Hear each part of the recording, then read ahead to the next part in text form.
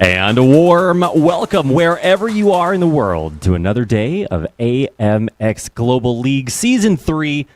Starting off, of course, with AMX 0, we are showing you the scenic Norwegian countryside of Rudskogen. I'm going to do my best with that today. We've got a lot of great races, a lot of great everything coming up. A few extra announcements sprinkled in here and there for your listening pleasure. And, of course, a whole lot of sim racing. So, of course, a big welcome to today, day 6 of racing here in AMX Season 3. We've got 72 races and a whole lot of racing left to do. So that's why I've enlisted the help once again of my good friend and co-commentator, Marco. How are you doing? Doing fantastic. After a great day of racing yesterday, we are back for more with the GR86s now at Rudskogen, and then we'll go to Road Atlanta for the Porsche Cup Car. So it's two different Cup cars, very different from each other, on two very technical, very interesting racetracks.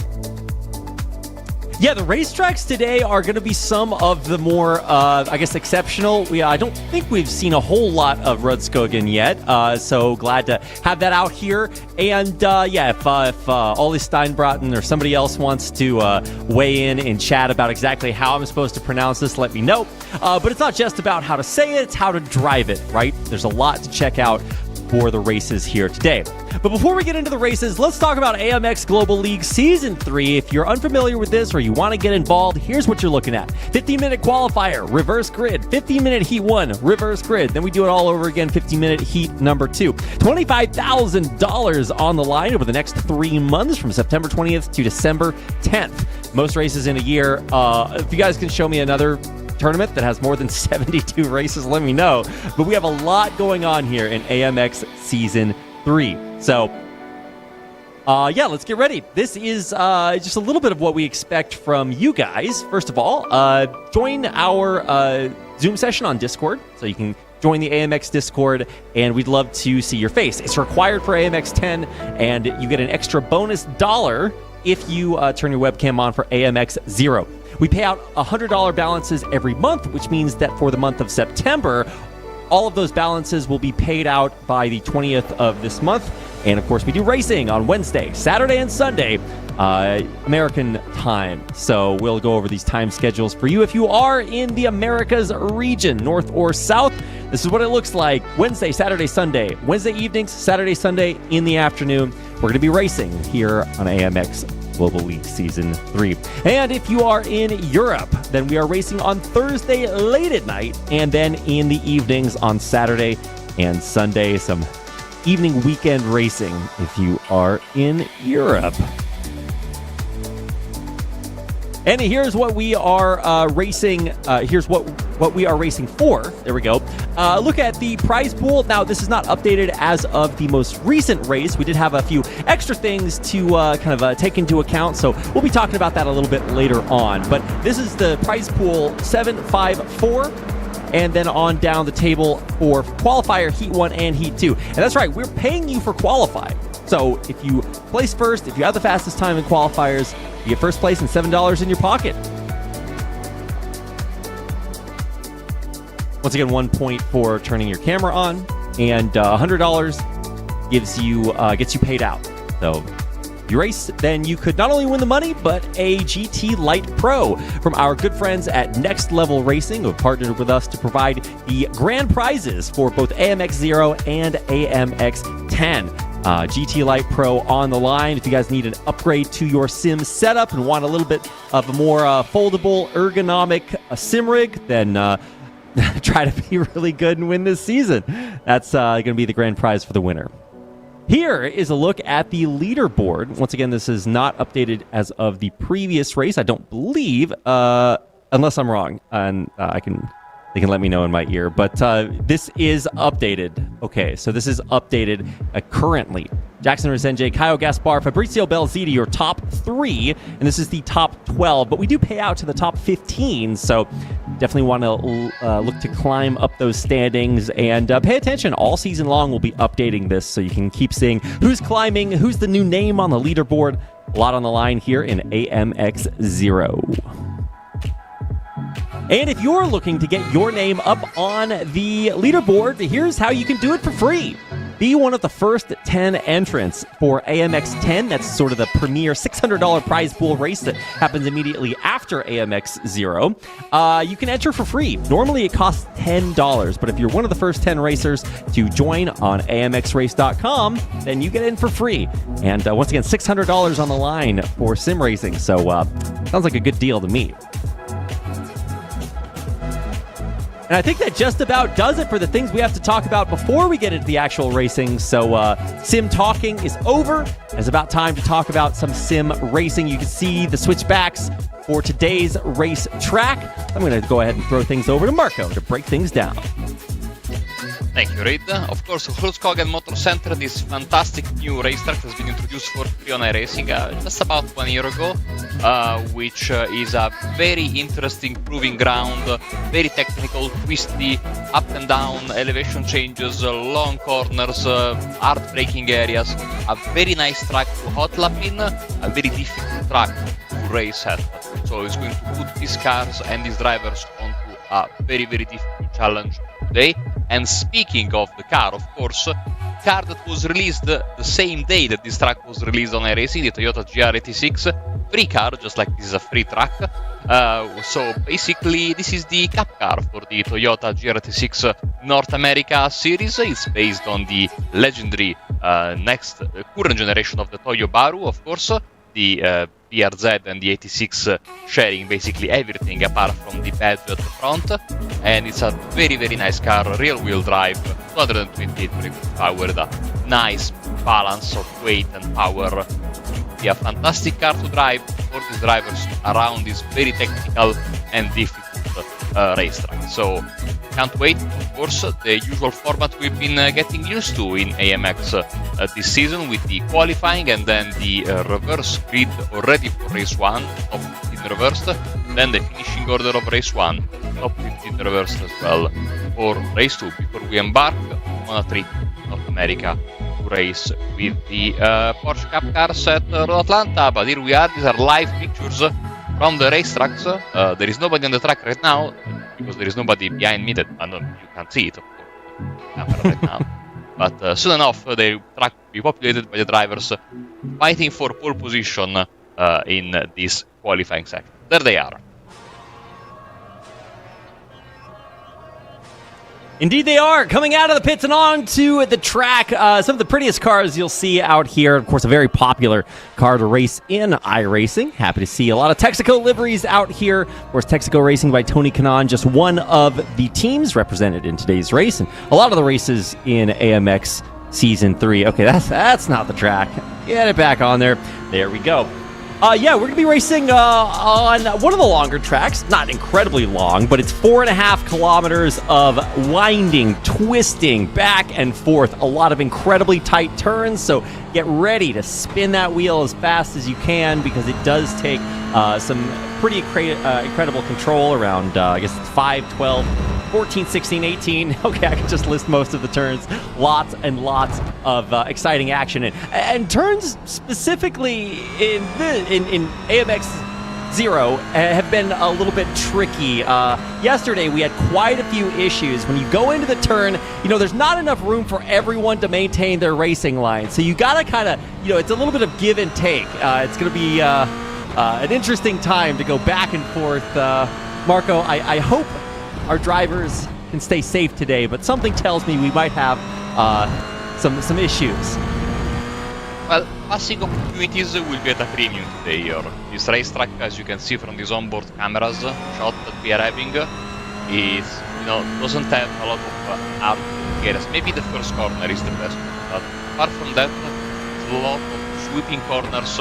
You have to be brave, go for a move, and really force the move if you want to pass. Even in turn 1, which again, you break up the hill, so the braking distance is reduced compared to normal braking area. And after that, as I was saying, it's all long sweeping corners, very difficult to overtake. To make it, of course, very difficult for the guys starting at the back, be the fast guys, of course, quali session, to come back and bring home some valuable points. So interesting race all around, all things considered.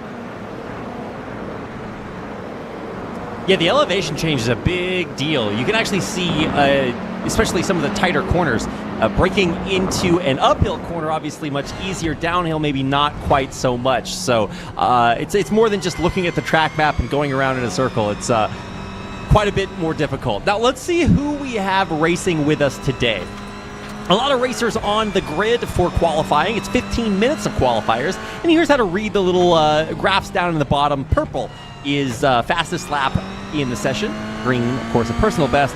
And yellow means that you haven't improved on a previous time that you set, which is not necessarily bad. It just means that you set a really fast time. So it's how to read who is doing well.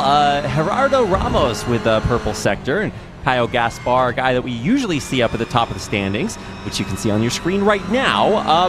Yeah, already a 33.9, the time to beat. Caio Gaspar setting a time here. Can be very difficult to get your times validated up on the board if you have track limits issues around some of the tight corners. So we'll see who sets what times. It's actually Jackson Resenge with a provisional pole here, 3.5 minutes in. Very big entry list, which is great to see. Of course, the combination of everything being basically free for this race as really entice the drivers to take part. And of course, the more drivers we have on the grid, the more fun we have. Of course, always a positive sign. Some massive differences on AMX, and that makes me very, very happy. Resenge, Kulavi, Christensen, Eliseu, and Ramos are your top 5 so far in this very tightly contested qualifying session.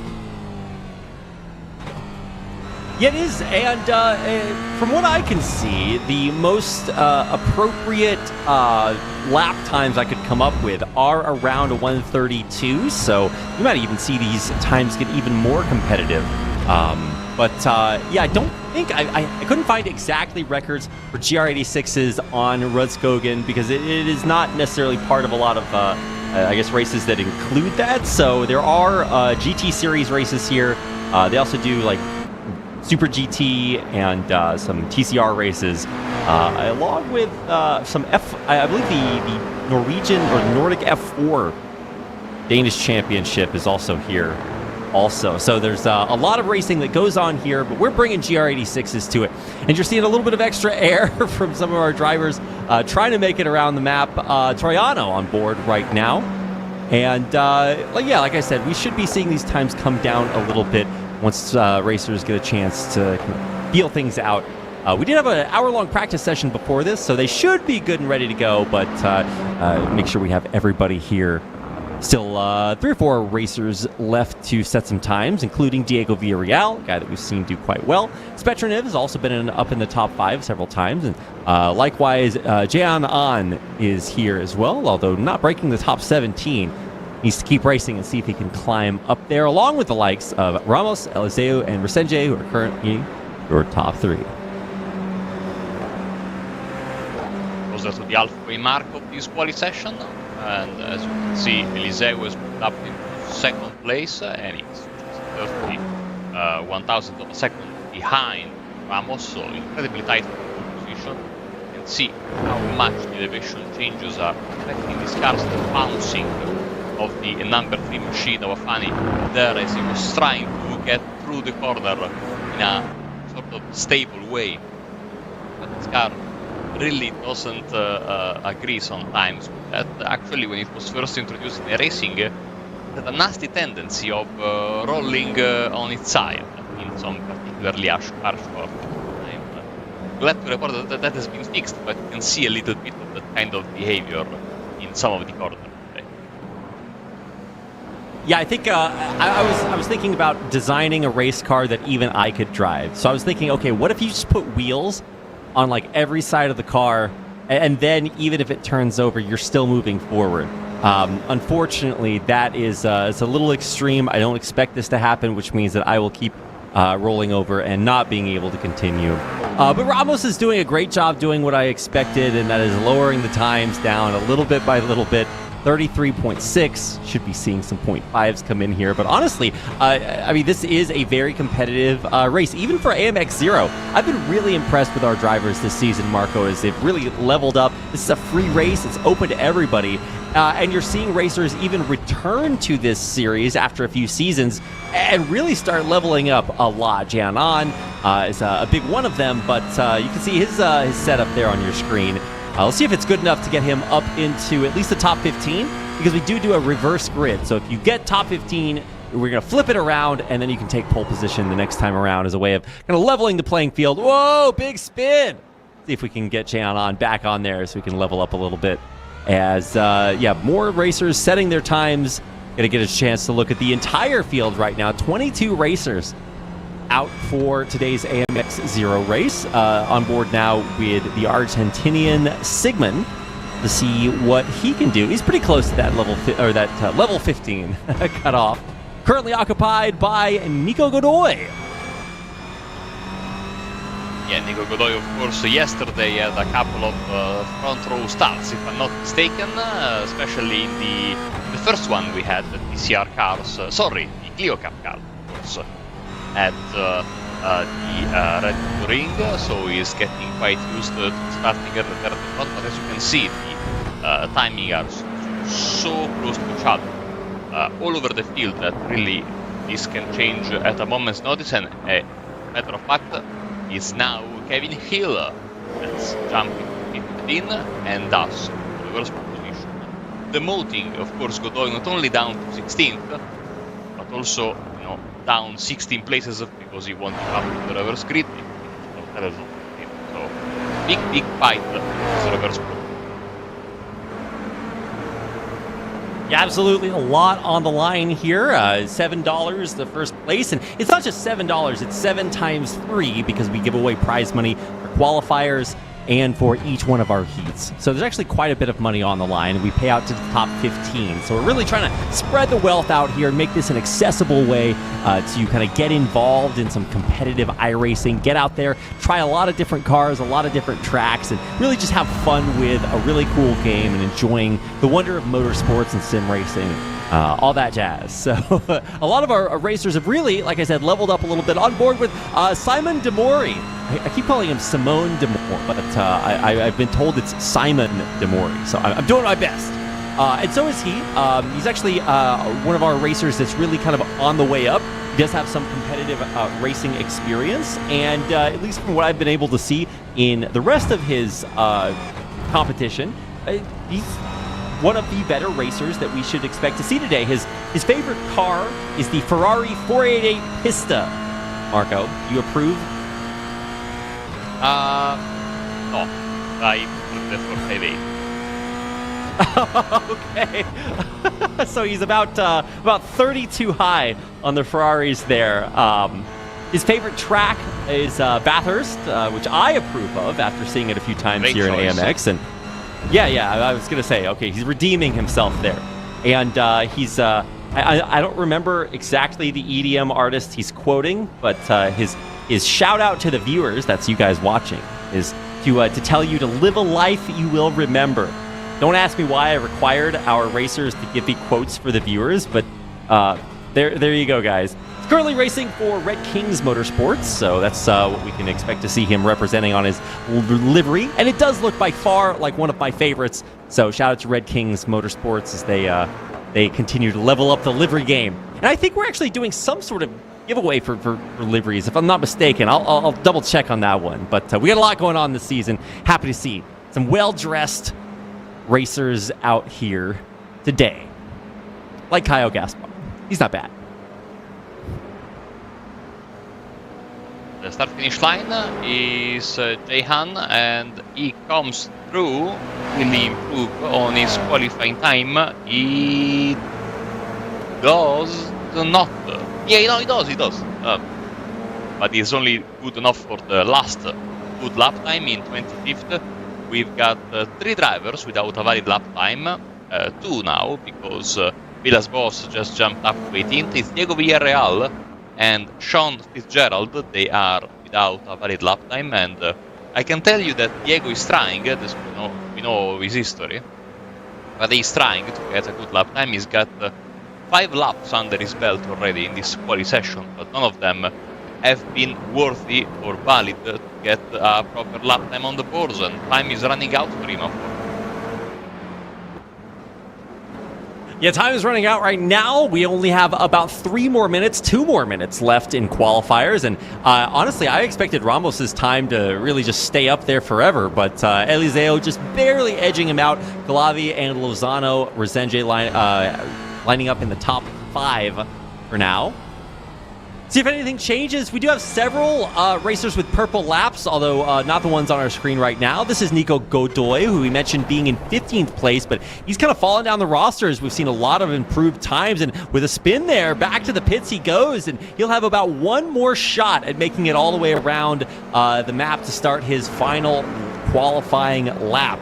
Eliseo is proving pretty untouchable at this point, Marco. I don't know. I mean, if I had to put money on some of our racers who might improve, Simon Demori, maybe one of them, as well as guys like Jackson Resenge. He's put up a pretty good time so far, but he is on a pretty good lap also, so we'll see what he's able to put up. Sandro Boas also maybe looking to improve as well. Hasn't really gotten a time that is representative of what we've seen here this season, so yeah, maybe some improvement left there to go. And we can see, I think, using the same steering wheel that I have, the T300 possibly, or maybe something that looks like it. Not bad, like Liseo, but you know, one of the you know, important bits of information. If you want to get into sim racing, you don't have to start with super expensive you know, equipment. Eventually, that can become something that you can invest your money in, but you can be quick even with entry-level stuff. As Eliseu one-handed driving over the final corner, will he improve on his quali time so far? I don't think he will. And since we are racing in the heat format race, of course, based on the iRacing options, when the clock hits 15, I think, if I'm not mistaken, the drivers will be unceremoniously kicked out of the racetrack and it will be straight into the grid information for race 1.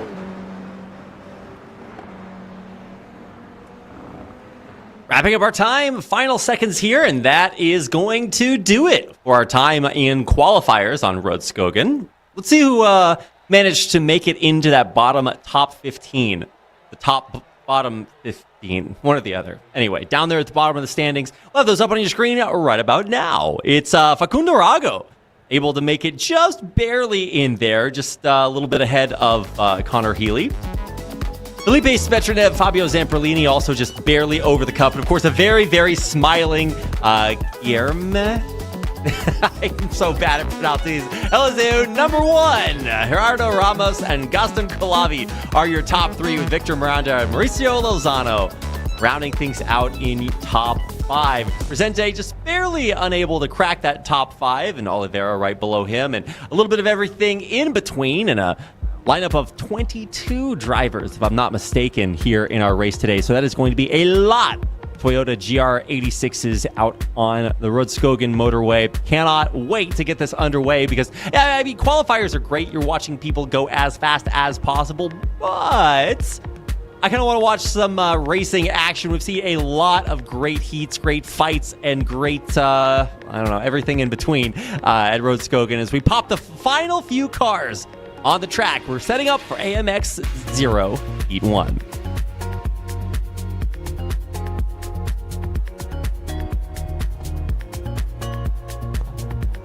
Gotta love our chill vibes here. We actually do a little bit of a 24-hour chill vibes channel. You guys might be able to catch a little bit later on. Checking out the grid as they line up. Back in the back, we've got Nico Godoy, who unfortunately managed to start in 23rd. Actually, we have quite a few more than 22 drivers. I actually didn't see how many hadn't set times there. So the back of the pack is populated, and so is the front. We are good to go. Lights are out. We are away with lap number 1 out of 8 for our time here on Rudskogen Motorway in Norway. You see the drivers in front, already quite a bit of aggression there. Look at that, charging through to the inside line. Fabio Zamperlini getting passed up a little bit. Svetrinev and Rago claiming that front row. Christensen on in 6, just hundreds behind there for a second. And Victor Miranda now checking him out as he goes wheel to wheel for a little bit of teammate contact. Lots of those Texaco liveries we're seeing is very well represented, but we've got to make it safely around some of these tight curves. And we're not even in the hardest part yet. We're already seeing some struggling towards the back of the pack. Yeah, almost 3 wide, already 3 wide as we have some changes of position already. A bit of a mistake there for Zamperlini. He goes deep, loses the position to Gaspar, 2 of the historical names of this league. As you can see at the front, oh, some more beating and banging, and again 3 wide, and again, oh, double hit there for the Texaco car, and unfortunately it's this getting is going worse. to be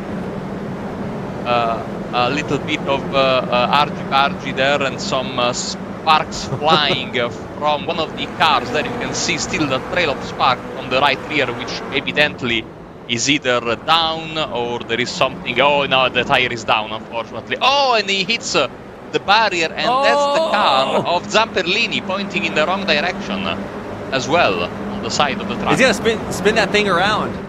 He actually went all the way back to the pits. We've already seen Gaston Colavi, Sigmund, and Zamperlini out of the race for now. Maybe they'll rejoin and try to get that regrid on the 15th spot, but it's going to take them a long time to get back in. Popping up to the top 3, it's Spetronev, Mori, and Rago battling it out for that top spot. Some really intense racing here up at the front as they distance themselves from the main pack in the back. Victor Miranda, Belziti, Jackson Resenge battling it out for that 6th place position occupied by Christensen from down under. His man Connor Healy also joining us today. Nice to see some Islander representation in our domestic league. Actually, it's international, so I don't know. Christensen holding on for dear life, but Resenge just barely beating him out. Such intense battling. So we take a look at what happened to Zamperlini in the back, just gets a little bit tipsy, spins it, and unfortunately winds up pointing the wrong way out of the race unceremoniously. Yeah, and later we would be joined by that other competitor that is right rear down after the big contact going down the hill, already lap 2 out of 8. It's going to be fast and exciting, this first hit of the day. Rago holding on. First position, the Mori closing in to that second pack, and then Spetronev is down in 3rd with 3 other Brazilians behind him. Gaspar and De Oliveira goes past Gaspar there. Victor Miranda is down in 6th, then Belziti, Ramos, Lozano, and Resengi. Your top 10 as lap 3 gets underway. Mori, fastest lap of the race, beaten by De Oliveira, beaten by Ramos. This is going to be a fantastic fight for the fastest lap of the race, especially because, you know, there is a lot of traffic. Therefore, it's going to be crucial to get a little bit of free track. Speaking of which, I think that Rago is under massive pressure right now. Oh, yeah, absolutely. Look at how close that is. We're going to hop on board with Christensen, who's not really in the contest for first place, but is still in an intense battle right now with Jackson Resenge for that top 10 spot. Look at how close these guys are cutting the line. Honestly, it's pretty evident when you see like new drivers. You know, maybe they're still feeling out the braking points or racing lines or whatever. But every time I check some of our kind of title drivers like Victor Miranda, Petronev, who are on board with right now, you can really see that they have this race track down. And they're doing a great job with it, especially Spetronev, who's just really contesting. Simon Mori, who we saw a little bit earlier on our screen, already climbing all the way up to 2nd. Petronev really giving him the business, 3/10 back and kind of filling up his rearview mirror. Let's take a look at the Laui Santi crash from below. And yeah, just getting shoved a little bit the spin, pointing in the wrong direction.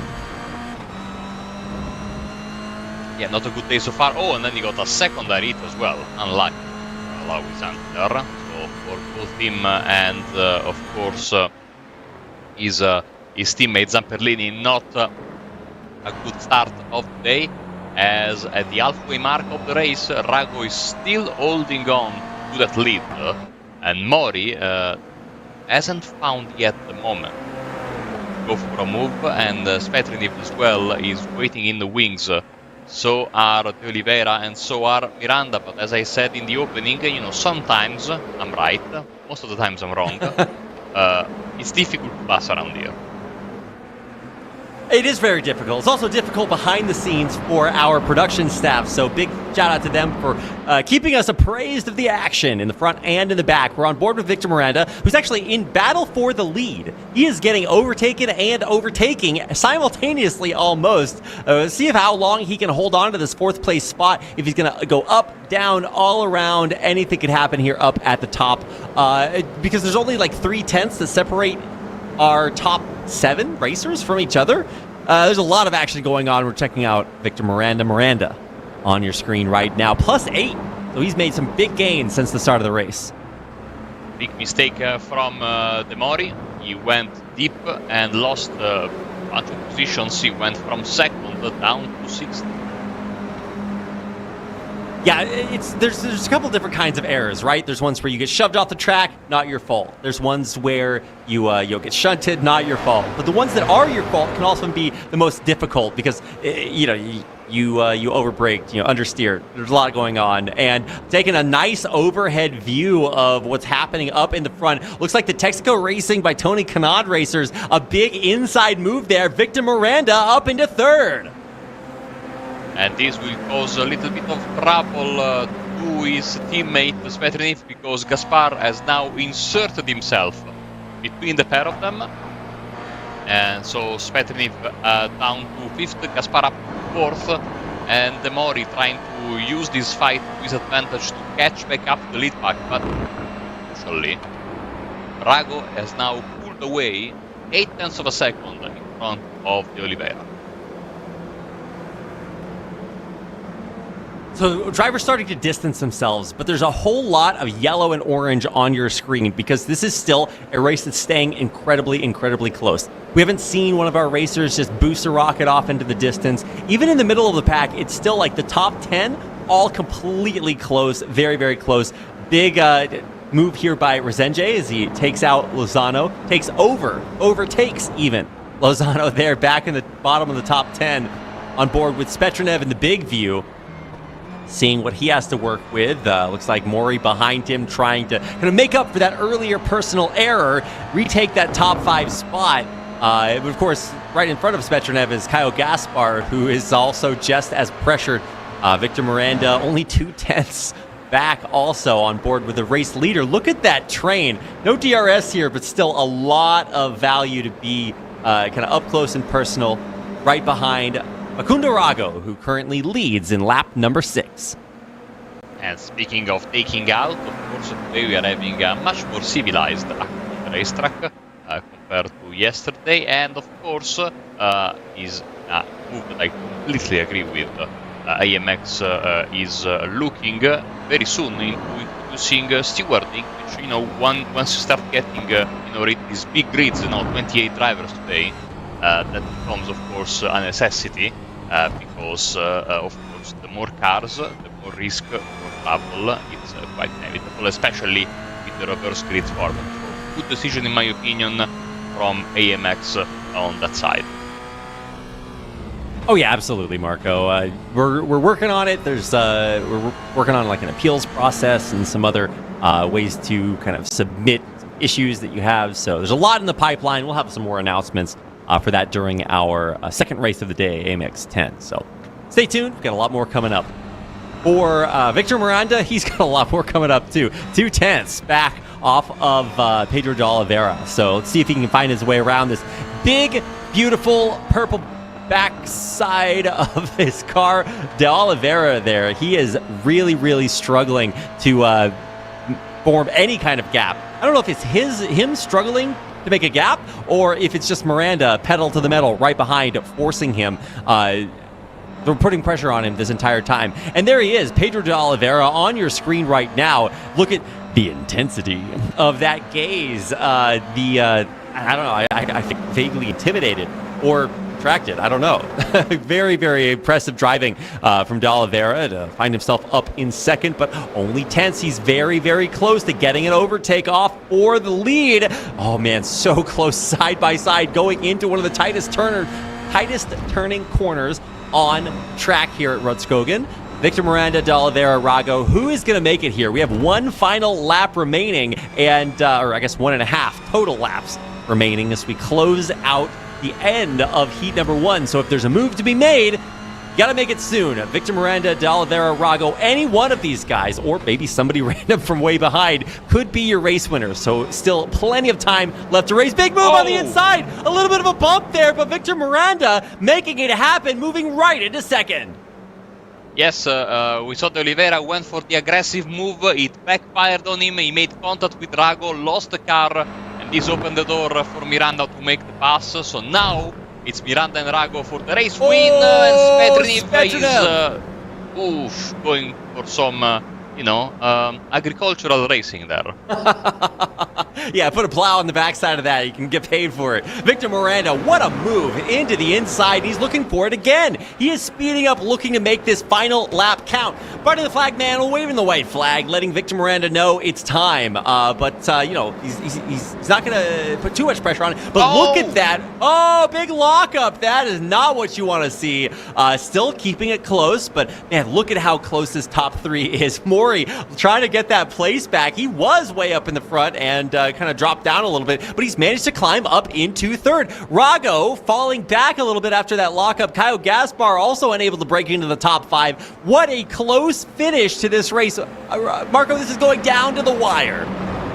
And De Oliveira, who seemed to have lost everything with his mistake in the previous lap, is able to sneak by after the collision at the front, and now he's in the lead. Miranda second, and Demori back on the podium. What a fantastic finish. Will Miranda go for a crazy lunge at the end of the lap? Oh, I hope so, Marco. We're coming into our last 2 corners. 1, 2, 3 corners. There we go. I can count. And they are very, very tight. It's going to be very difficult. And Miranda's dropping back a few tenths. So it is really going down to the absolute wire. Pedro de Oliveira in the lead. Victor Miranda, Mori right behind him, neck and neck, going into the final turn, the final curve of our time here on Rudskogen. In the lead, Pedro de Oliveira looks like he is coming through the grid up to the finish line. The checkered flag is out. It is Pedro de Oliveira, Victor Miranda, and Simone de Mori leading the top 3 on the podium for heat number 1. What a fantastic finish and a last lap overtake for Oliveira, and he was able to profit. I think Rago made contact with Miranda, I think coming out of turn 2. And this opened the door for De Oliveira to snatch the lead. You know, in Italy we like to say that if 2 people are arguing, there is a third one ready to profit. This is just fair. Our Grandpa Marco here with the sagacious things of wisdom. So write that one down, guys. It's gonna make you a better sim racer. Wow, what a way to finish our first heat. We're not even done today. We've had qualifier, heat number 1, and here are the results from heat number 1. Divena Esports, Pedro de Oliveira, very well represented. Pretty happy to see that on his screen. Victor Miranda coming in a very close second, right behind, on his tail the whole time. And Simon de Mori, sorry, I'll work on that. We talked about him earlier. He really impressed, climbed all the way up from the middle of the pack, and finished in the top 3. Fabrizio Belziti and Facundo Rago round out your top 5, with Caio Gaspar just barely outside of that top 5. 15th is the reverse grid cutoff point. So Lucas Sigmund barely beating out Sean C. Fitzgerald for that coveted first place reverse grid spot. And going into AMX 0 Race 6 heat number 2, we're going to flip things around, and that's going to put him right up in the front.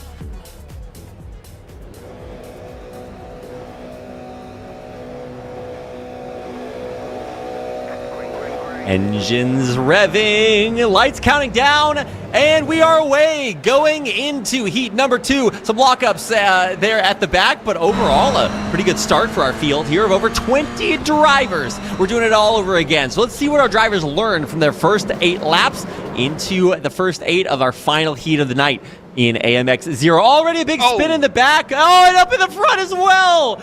Doesn't look like it's going to cause too much damage for the field, but not the way you want to start your race here at all. Gil Ramos Blanco out already. So it's Sigman leading the way over Villas Boas and Hasenji as they go down the hill for turn 1, 3 wide again, a little bit of contact there, as you can see, the winner of race 1 trying to get by. That is Rago, unfortunately, lost the last lap lead of the race, and now on the first lap he is losing several valuable positions. So Sigma, Resenge, and Villas-Boas, your top. Wow. Yeah, already a lot of contact, but haven't seen any total disaster just yet. I say, definitely not jinxing it. Anyway, Sigmund and Resenge Boas, like you said, Marco, are way up at the top. Taking a look at Kyle Gaspar on your screen right now. He is going wheel to wheel there for a second, trying to overtake Real Lozano. But Pedro de Oliveira is also climbing. He's up 6 spots. Almost. Fighting with Caio Gaspar, neck and neck, tooth and nail, all the things fighting. Such a close race, side by side forever. In the end, it looks like Caio Gaspar has carved himself off of spaces right there, but De Oliveira speeds right in front Belzini to take that top 10 spot, but I think it's going to swap right back pretty soon. Such intense racing already, and we're already even only through our first lap. Yes, and lap number 2, and still one of the beautiful things. Oh no! I was about to say, one of the beautiful things about this racetrack, you can go side by side quite a long time. De Oliveira there makes contact, goes deep at the front. Resenge takes the lead over Villas-Boas as we were looking at the car of the race 1 winner go wide, and so they are bouncing there going down the hill. That's actually quite astonishing. Yeah, I thought they had wings on for a second, get a little bit of air. There is quite a bit of elevation change here, so if you do hit some bounces, you can take a little bit of a ride up there, but definitely not advisable for sure. Taking a look at the back at the Troiano crash in the rear, it's just a little bit of a spin, and then, ooh, some synchronized spins there for a second. Fortunately enough, they're actually, okay, there's a little bit of carnage there behind it. 2-3 racers taken out already. But still, you can look at the timing tower, still top 20, fairly competitive, especially up in the lead. That's why we're on board with Spetrenev in 4th. Fighting tooth and nail to defend from Victor Morando, who's only 0.2 back. Still, oh man, so much competition up there. And, you're actually seeing a little bit of, I don't know, sharing is caring from our TK by Tony Kanaan, or was it Texaco Racing by Tony Kanaan? Okay, I got it. I'll remember that for later.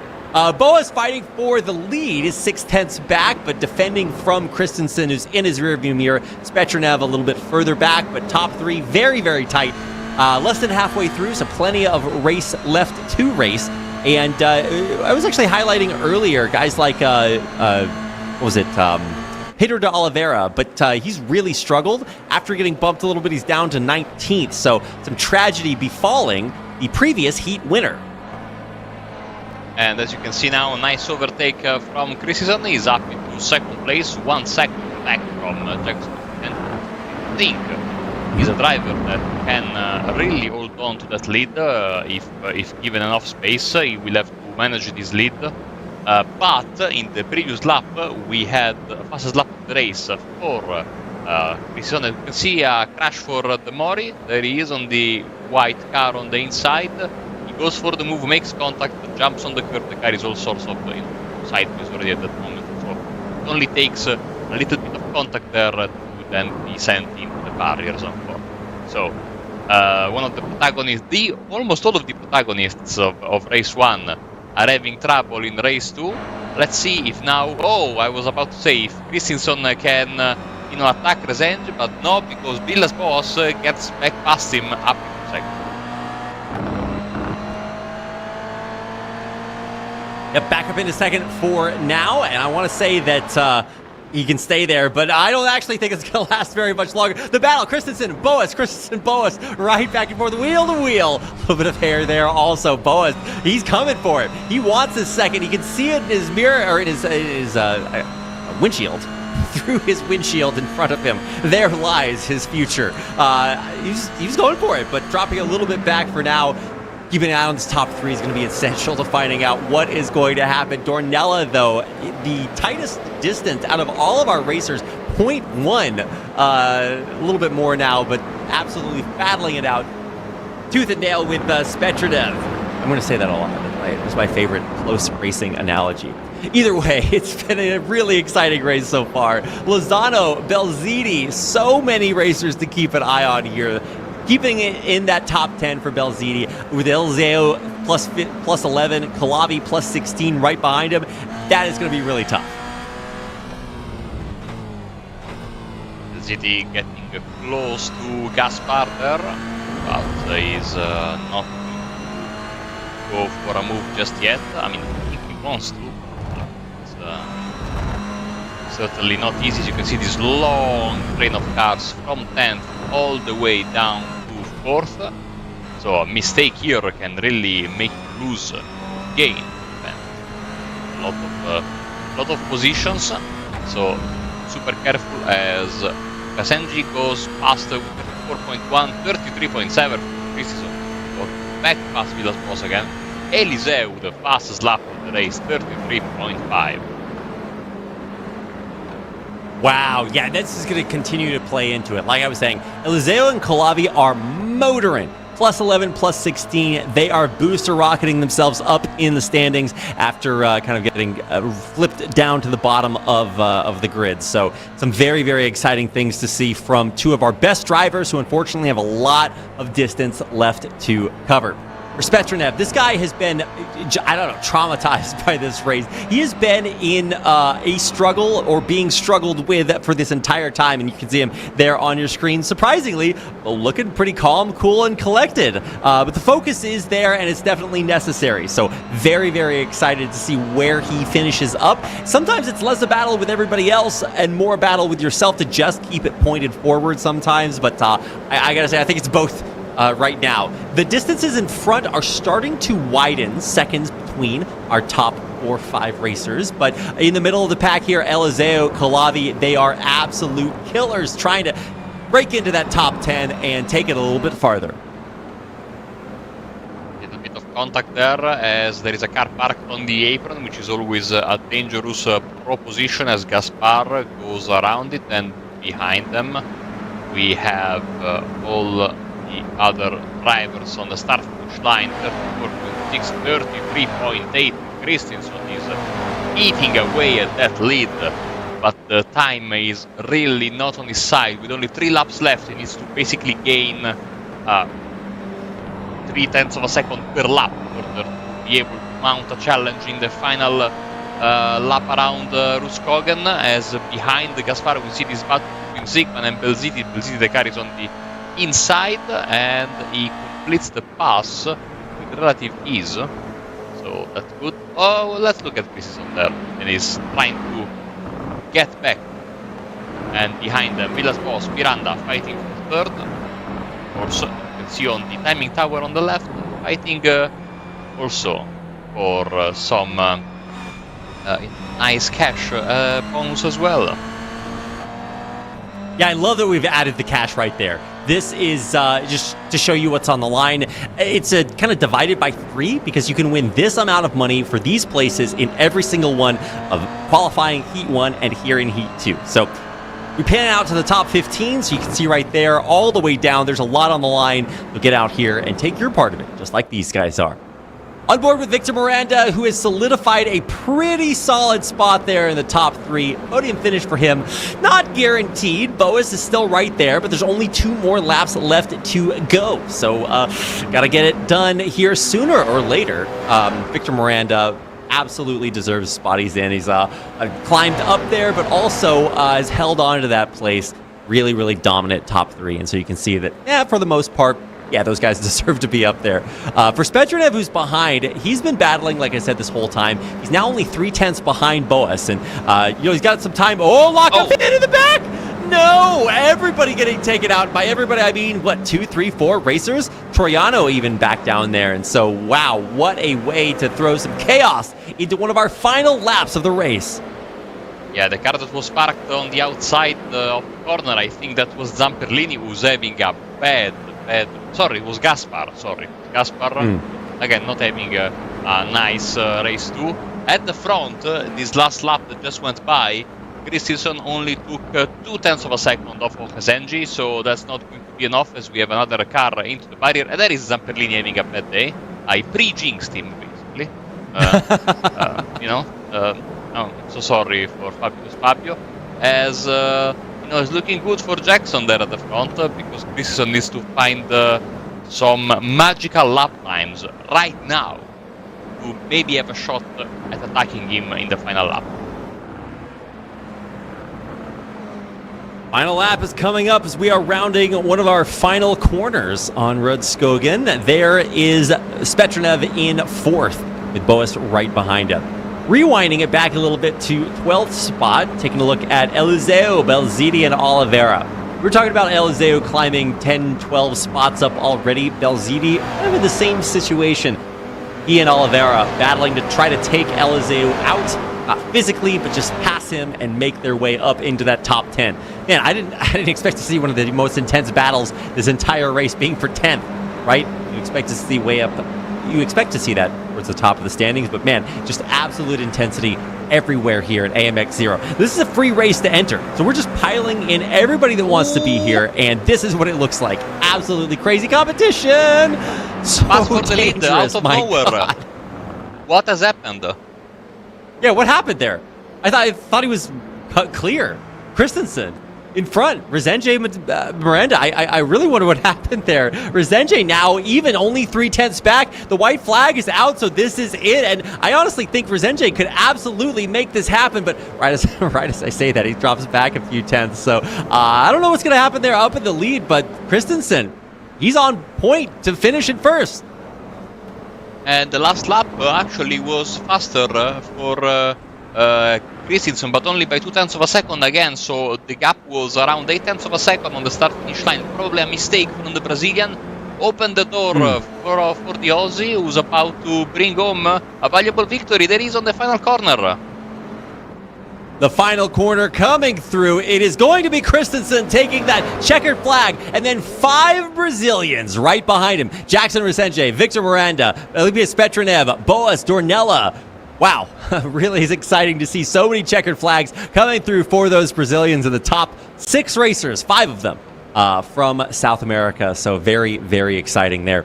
Checkered flags for basically everybody in the top 15 coming through now, and very, very close racing the entire time. Some tragedies towards the beginning of the race, some towards the end, but in the end, some incredibly tight racing, and really, really, really cool to see so much competition here in AMX Zero. This is a little bit more accessible, free to enter, and so we expect to see some more variety. But man, across the board, everywhere we looked, so much action here tonight in AMX Zero Race 6. Fantastic stuff. Beautiful, beautiful racing, and congratulations to the winner, of course, Jamie Christensen. He never gave up, and on the final lap made his overtake on Resenji. Miranda completes the podium, and then the other Brazilians, Petriniv, Villas Boas, Dornella, Mauricio Lozano from Mexico, and then Ramos, Gulabi, and Zigman round up your top 10. What was a interesting race too. And now, Reed, we pack our bags and move to Georgia for Road Atlanta, coming up very, very soon. Yeah, just highlighting all of our racers. You can see your name, their names up. See your name up there.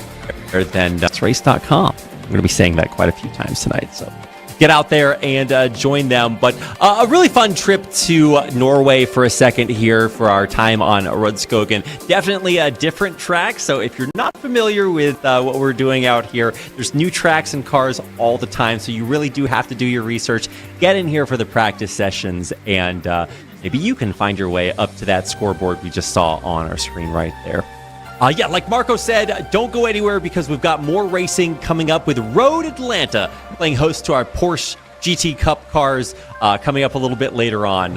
Very, very popular and should make for some incredible racing. This is AMX 10, keep in mind. So it's our absolute pinnacle of competition here in AMX Global Season 3, so you do not want to miss it. In the meantime, while we take a break, you guys head out there to social media. Hit us up on Instagram, Twitter, Twitch, YouTube, join the Discord, and head on over to amxrace.com, because there you can join not only our next race, but any of our 72 races coming up this season. We race 3 times a week, 6 races in total, and there's a lot of action out there, so make sure to head on over to amxrace.com and check it out. That's all for us for now. We will be back in just a few minutes with our second race of the day. AMX 10 is coming up.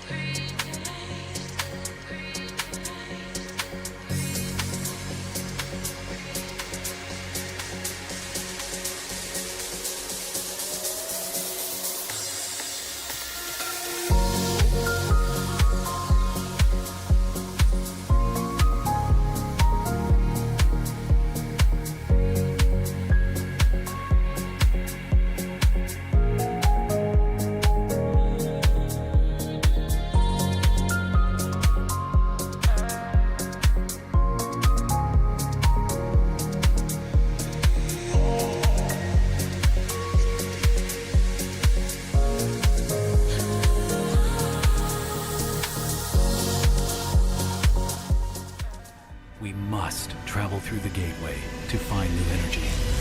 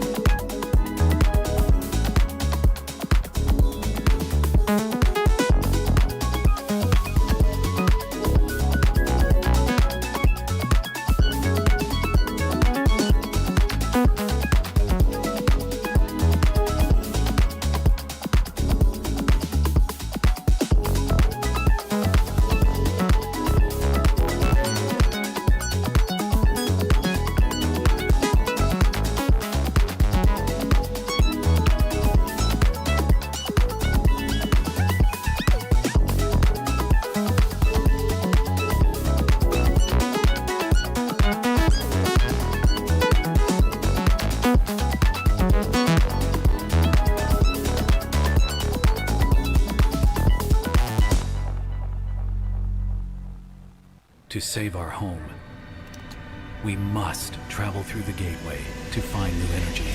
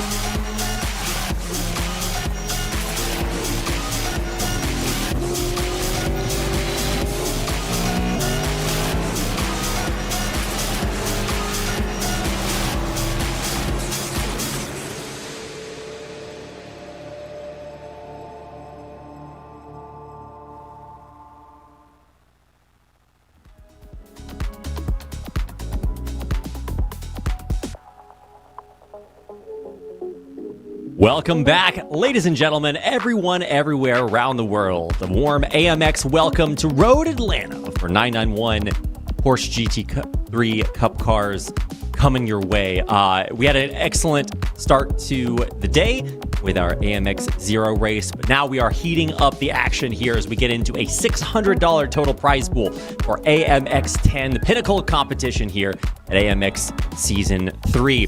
Marco, what do you have to say about the race coming up? I know for some people this is like their favorite car and even some of their favorite tracks. I think our co-commentator Bradley Dalton is a big fan of these. But what are your thoughts on the race coming up, Marco? Well, you know, it's the Porsche Cup cars, so you know what you're going to get. It's going to be exciting action, and there we go, my plane ticket has arrived, finally, in Rome. And, you know, with these kind of cars, big, flat six engines, rear-wheel drive, no sort of electronic help to the drivers. So it's going to be like one of the purest forms of racing in one of the best racetracks in the world, in my opinion. It's going to be a perfect mix, a track that, of course, these cars race in real life in the Porsche GT North American Challenge. So it's going to be a good one, and we have a very, very interesting entry list also to go with it. Yeah, there's a lot to talk about here today. So let's go ahead and break things down. If you're new to AMX Global Season 3, here's what you have in store for yourself. AMX Season 3 goes from September 20th to December 10th. That's about a 3-month season with $25,000 on the line. The race format is by far the most interesting part. You're doing double reverse grid in between 15-minute qualifiers, 15-minute first heat, and then a final second heat to finish things off there. And we have equal pricing for all 3 sections. Qualifier, Heat 1, and Heat 2. So there's a lot of money on the line. $601 prize pool for every single AMX 10 race. Here's what we want from you. We would love to see your face. So for AMX 0, our free races, you get an extra bonus $1 for joining via camera via the link in our AMX Discord. Cameras are required for AMX 10, so make sure to get into the Discord. Click the link in the player Discord, and that will get you in. We do pay out balances every single month over $100 in $100 increments. So just word of warning for you guys, get $100 and we'll pay you out as soon as possible. Race days on Wednesday, Saturday, and Sunday in America. If you're in Europe, that's Thursday, Saturday, and Sunday, and we'll check out those times in just a second. Of course, if you want to join us, amxrace.com is the place to go. Now, we do have some housekeeping based on yesterday's race. There was a disruptive driving incident. That incident has been reported to iRacing. We have permanently banned the driver for intentionally attempting to ruin the race of his fellow racers. And we, in order to make the results fairer, we have decided to conclude the race at the end of lap 6 out of 8 before the racing incidents occurred. We know that's not a perfect solution, but we're doing our best to conclude the race as fairly as possible. So that's our announcement about everything that happened in the previous race yesterday. If you have more questions or want more information, join the AMX Discord. We are discussing it in there, and there's a full announcement. Find more information there. This is a look at when the races are occurring. Every single week, we have 2 races on Wednesday, Saturday, and Sunday. It's on Wednesday evening, Saturday afternoon, and Sunday afternoon in America's time zone, U.S. Eastern Standard Times on your screen. If you are in Europe, then we do have our CEST times here. It is on Thursday in the very, very evening, but it's in the evenings on Saturday and Sunday. Yeah. So on the weekend, if you want some evening racing action, then join us for Saturdays and Sundays races. And this is a look at the breakdown for the prize pool. That's right, we're giving prize money away for qualifying. It's top 15 reverse grid after that for Heat 1 and Heat 2, $40 for first place, and $5 for the fastest lap. So you can come away with $130 if you get first place in all 3 sections with the 2 fastest laps. There is a lot on the line. So, the absolute pinnacle of competition, $601 on the line every single AMX 10 race. And you might ask, okay, well, is this all we're racing for? No! There's plenty more on the line from our good friends at Next Level Racing, who have partnered with us here for AMX Global Season 3 to provide the AMX 10 champion with an FG Elite as an extra prize that is $1,299 value. So incredible prizes from our good friends at Next Level Racing. Big shout out to them for providing this extra prize for the AMX 10 champion, AMX Season 3. And I think that just about does it with one final note, our AMX 10 top 12. A lot of numbers there. But Diogo Pinto, Caio Gaspar, and Fabrizio Belzini are your top 3 out of the top 12 here. Aaron Harrison, Jackson Resenge, and Gael Valera round out the top 6, and a whole lot of a who's who of some of the best racers we have in AMX 10 this season. So very, very exciting. If you want to see your name up there in lights, head on over to AMX 10 or AMXrace.com and join as fast as possible. First 10 races are free this season if you are fast enough to join there. That is what this sign says. We have 30 spots available, and if you are the fastest 10 signups for AMX 10, then we will waive the $10 entry fee, and then you can join for free for a $601 prize pool. Sounds like a pretty good deal to me. But that is a monthly promotion, so get it while you can. AMXrace.com is the place to be. And without further ado, I am going to throw things over to Marco to break down our cars and tracks for AMX 10 race number 6. Marco, take it away. Yes, we are in Braselton, Georgia, and of course, Road Atlanta, one of the premier sports car racetracks in the world. The, of course, plays host every fall to Petit Le Mans, as about to happen in real life as well. This year, it's not a long track, but it's absolutely technical, difficult, one of the best corners in the world. The first half of the track, up and down, you get all sorts of elevation changes, difficult corners, and you relax a bit on the backstretch, and then it throws to you one of the most difficult final sections with this very complicated chicane and a tough, fast, unforgiving final corner. And we are racing, of course, with the Porsche Cup car. I was talking about it earlier, and there it is in all of its beauty. This latest version of the Porsche GT3 Cup car, which is the basis for all the national and, of course, Super Cup Porsche trophies all over the world, and, of course, Series of F1. Difficult car to drive. Flat 6 engine mounted basically towards the middle / back. 500 brake horsepower, sequential gearbox, no sort of electronic help at all. And this is the car that basically Porsche uses not only, to provide competition all over the world and in the World Championship at the Super Cup level, but also to basically find out new gems, new drivers to introduce to their various sports car and LMP or say hypercar program right now. So certainly one of the best cars in iRacing, and it has been a part of the iRacing World Championship for so many years.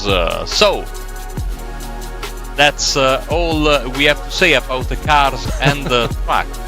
And now, Reed, it's time to let the drivers do the talking, because we are 10 seconds away from what is going to be, in my opinion, a hotly contested qualifying section. I'm going to steal a little bit of the talking time, Marco, so don't mind if you join me there, too. We're about ready to get this qualifying section underway.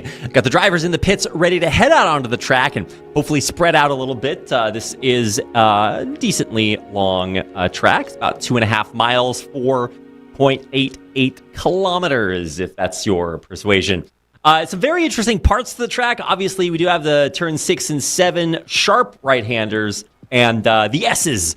Of course, a very iconic section. Can't wait to get a chance to see our racers head out onto the field. And there they are, coming out of the pits and looking to set their first qualifying laps. 15-minute qualifiers, then Heat 1 and Heat 2 after some reverse grids. And it's going to be really exciting to watch as we have some of the best drivers in the world, and in fact, the best driver in the world, joining us here today. So can't wait to introduce our field, because it is going to be an incredibly competitive race tonight for AMX 10 race number 6. I am, as you see a mirror fly over in the grass there on the right side of your screen. I am disappointed by the lack of 911 numbered cars. Usually that's like a staple, mandatory, that in every race where there's a Porsche, there is somebody who's using the 911 car number. That's not going to be the case today. But as you were saying, there is a certain number 33. There is a fantastic cue, camera change by our fantastic production crew. Max Verstappen is here, and is going to be put to a very, very harsh test, because even if he's going to be the fastest in qualifying, he'll be sent back 15 places due to the reverse grid score. And what's really exciting to see is that we have a lot of racers from Team Redline joining us today. A veritable who's who of the lineup from that team. So excited to see, I think, Diogo, Gianni, Josh, Chris, all of them coming out to join us tonight. It's going to be a good time to watch some of the best racers in the world out here in AMX 10. Now, we also have a lot of the same racers from our previous AMX 0 race joining us here as well. But we're definitely stepping up the competition as we level things up here.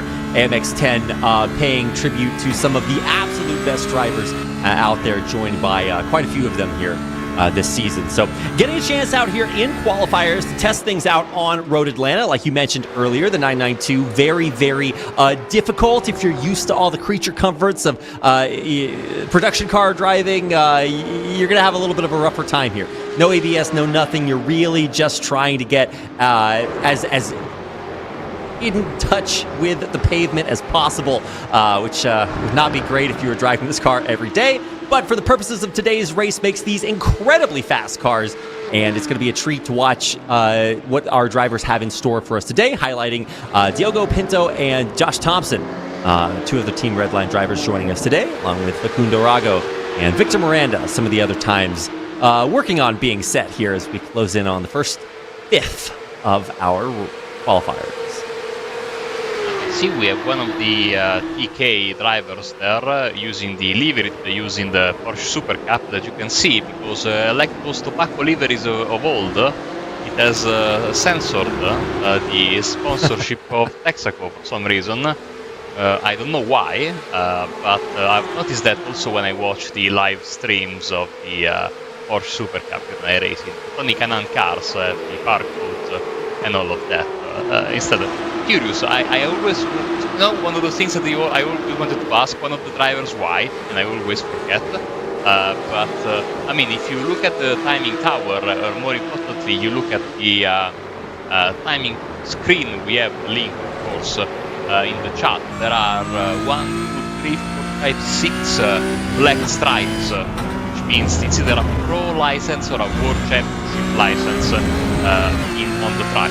This means that these drivers have earned this license either by qualifying for the Pro Series or better yet qualifying and racing in a World Championship. These are not licenses you can get just by driving normally normal series. We have 6 of the best drivers, and of course Max Verstappen doesn't have it because he's not taking part in any Pro Series or World Championships.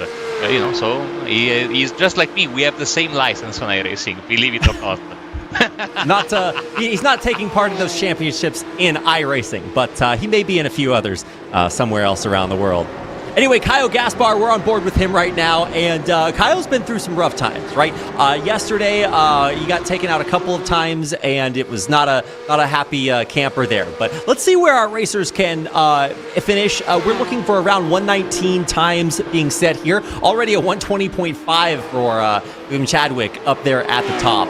We've seen him in the first spot a few times, so not a stranger to the front row. But let's see who's going to join him. Fabrizio Belziti getting up there, setting a 121. Whoa! Oh! Big shunt there. That is not what we want to see. Lozano is a little bit shorter there on his car for a second. He'll have to head back to the pits for a little bit. So definitely going to need a little bit more help there. Quite a few cars sitting in the pits right now and just sort of chilling there, waiting for, I guess, the best time to come out onto the track because, this is qualifying, so there's plenty of time to do that. As the timing tower updates, it is a top 3 position there for Max Verstappen as he climbs up there to join the rest of our podium, provisionally podium place. Racers with Belziti and Calavi rounding out your top 5. But like I said, I think we can do a little bit better than that. Quarantine Guinness, Team RC getting up into the top 2 with a 120.4. So some really, really good improvements from our racers. And it's the top 15 places that matter. So not just number 1, but also who's going to finish in the last placing points. Several drivers without a valid lap time, including Oliveira, Zamperlini, Petriniv, Totnella. We have Samuel Burnett as well without a valid lap time. Josh Thompson jumps back into second place. Fesengi into third. Miranda fourth, taking us all the way down to fifth as the lap times keep on coming. It's of course around the 1 minute 20 mark. Maybe the fast drivers can get into the 19s towards the end of the qualifying session. Also, you see Gianni Vecchio hasn't had a really fast lap just yet. 26.3, that is not his pace. We can expect him to go also into that fight for pole position. Verstappen up to third once again, while Gianni Vecchio comes on the start-finish line, but again, not the fastest of laps. Just getting the rhythm. 25.7, still doesn't move away from P22, and of course Pinto, another fast driver that I expect to see up on the standings in around 7 minutes time. Yeah, first place currently occupied by Chris Lullum, the Team Redline Le Mans Virtual 24-hour champion. Knows what it's like to be up there in the first place, so he's in good company with Josh Thompson, another team member there joining there. So it's an all Redline top 3 with, big spin there. Not an accident-free race so far. Qualifiers can still get a little bit rough, even if it's not somebody else hitting you. It's all about making it around the track in one piece, which is proving to be a little bit more challenging than you might expect. On board now with William Chadwick, our 4th UK driver, if I'm not mistaken here. He is climbing up to join the likes of his fellow countrymen in the top 3, but it's not as easy as you might make it look.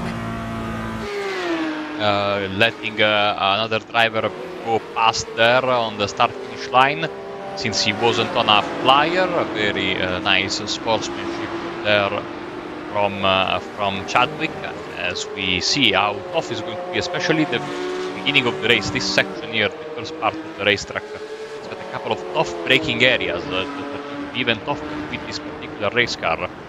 So there's not going to be a lot of place to go if something happens. But at the front, Lullum, Thompson, Verstappen, 1, 2, and 3 with Kasenji and Miranda, the 2 Brazilians. Following close by, Corentin Guinness is down in 6th place, then Belziti, Chadwick, De Oliveira, and Caio Gaspar, your top 10. Reverse pole right now is going to be, still a long way to go, Gerardo Ramos down in 5th place. Yeah, he's really on the line. So very, very competitive. On board with Jackson Resenji, he's trying to crack that top 3, but I mean, it is still very, very competitive. I was talking about hitting 119s, and I still believe. Come on, guys. Absolutely possible, but still very, very difficult. 120s for our top 10. Top 12, if I'm not mistaken. So still a lot of time left to race. 5 minutes. We used to do 10-minute qualifiers, but everybody was like, hey, we need a little bit more time. That last 5 minutes is so crucial.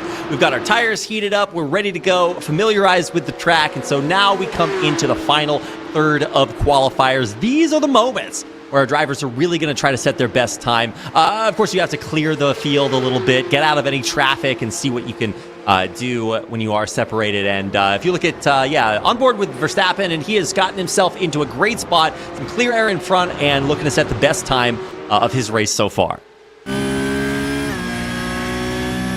With the number 33 car jumping on the curb, you can easily get an off track there on the left side that can easily ruin this lap and the new lap. But Verstappen is good in that regard, but that was a slow lap, an out lap, 33 point something, so it was 13 seconds of the pace just to get the car warmed up, and now this will be probably his proper attempt. This is navigating through the S's, and now this red corner, third time, you can see the amount of curve they have to use on the right side, and that makes the car so unstable. It's not uncommon. We'll see 100% somebody bounce on the curb on the right read, and then either crash on the right or on the left. The car gets launched and you have absolutely no way of controlling it. I was talking about it earlier. William Chadwick doing exactly what I said, joining his fellow countrymen. It's an all-UK top 3. It's reminding me a little bit of that Silverstone race from a while ago. Very, very impressive to see. Our first 119 of the day goes to William Chadwick. Completely impressive, and I knew we were going to see it. I believe. And there is William Chadwick on your screen right there. Really, really impressive to see that time set up there at the top of the standings. And man, that is going to be so tough for the rest of our drivers to beat. He's talking to somebody, probably his teammates, there on the microphone, as he now lifts off the gas. This is going to be a more calm lap when he resets himself and then starts again for another attempt. So a decent lap for him, as I was saying. I was sure that somebody was about to go to 19s, and that happened. Only Chadwick so far has been able to get down. So the gauntlet has been thrown, so to speak, and now it's up to Lolam, Thompson, Verstappen, Inez, Senji, Miranda. Say, you know, I can do it as well. Not to say, to show it. And Miranda comes close, but no cigar. 20.1, good for second place. Fabrizio Belzini breaks into the top 10, but still not quite able to take that 120 time down to our top two. Gianni Vecchio up into second with a 120.0. So close. Very, very exciting to see. Such a competitive top few places, separated by just tenths, even hundredths there for a little bit. So very exciting qualifiers as we come down to the final line, the final few minutes. It's going to be a tight qualifier. And look at the prize money. We've got it up there on our timing tower. It goes down quite a bit after the first three spots, 40, 25, 20. So you really want to get up to that top coveted top 3, top 5. There's a lot of money on the line. Like I said earlier, $601. Josh Thompson was in that top 3, but he's fallen out just a little bit. Not his fault. Everybody else is just putting the pedal to the metal. Some incredibly fast times being set so far. 121 for Verstappen, 120 Vecchio, and William Chadwick leading the way with that 119 from earlier. So impressive. Nice 20.1 for Verstappen, that, as you were saying, on the top 3, but there is one more attempt, maybe another one if drivers start their lap more or less now. Remember, of course, this is it format, so the moment the clock hits 15 minutes, the drivers will be unceremoniously kicked out. As you can see, Chris Lolam up into second place, 19.939, so he breaks the 119 barrier, but it's not enough to dethrone Chadwick from the top.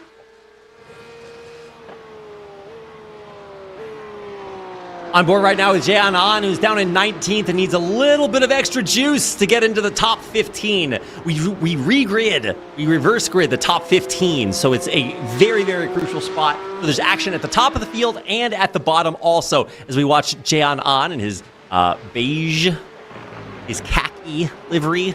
Not sure exactly what color picker will say about that, but very unique. I don't see too many of those there.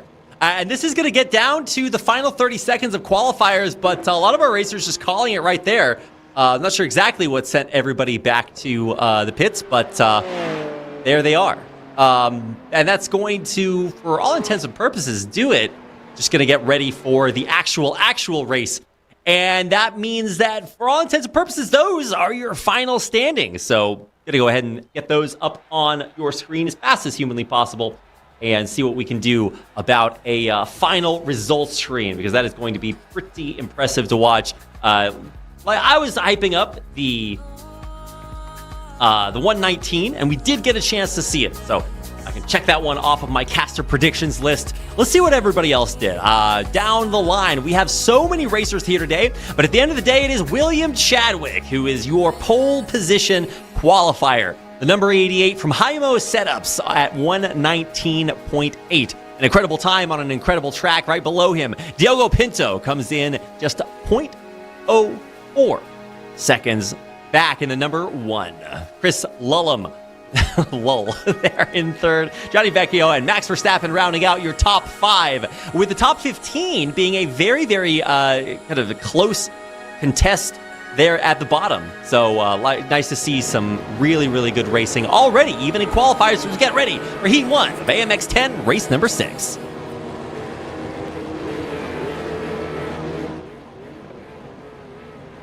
Oh, it's a rolling start, of course. So we have time to enjoy the scenery as the drivers will be set up on the grid. And I think the pace lap will start right about now. Not mistaken. Now.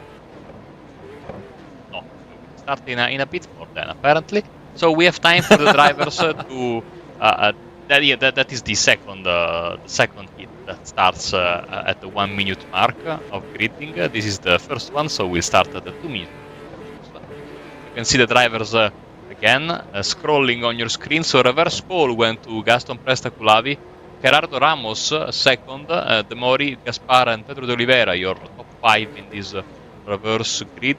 Missing out on pole very, very slightly was, of course, the driver in 16th place. And now we are rolling for the pace lap.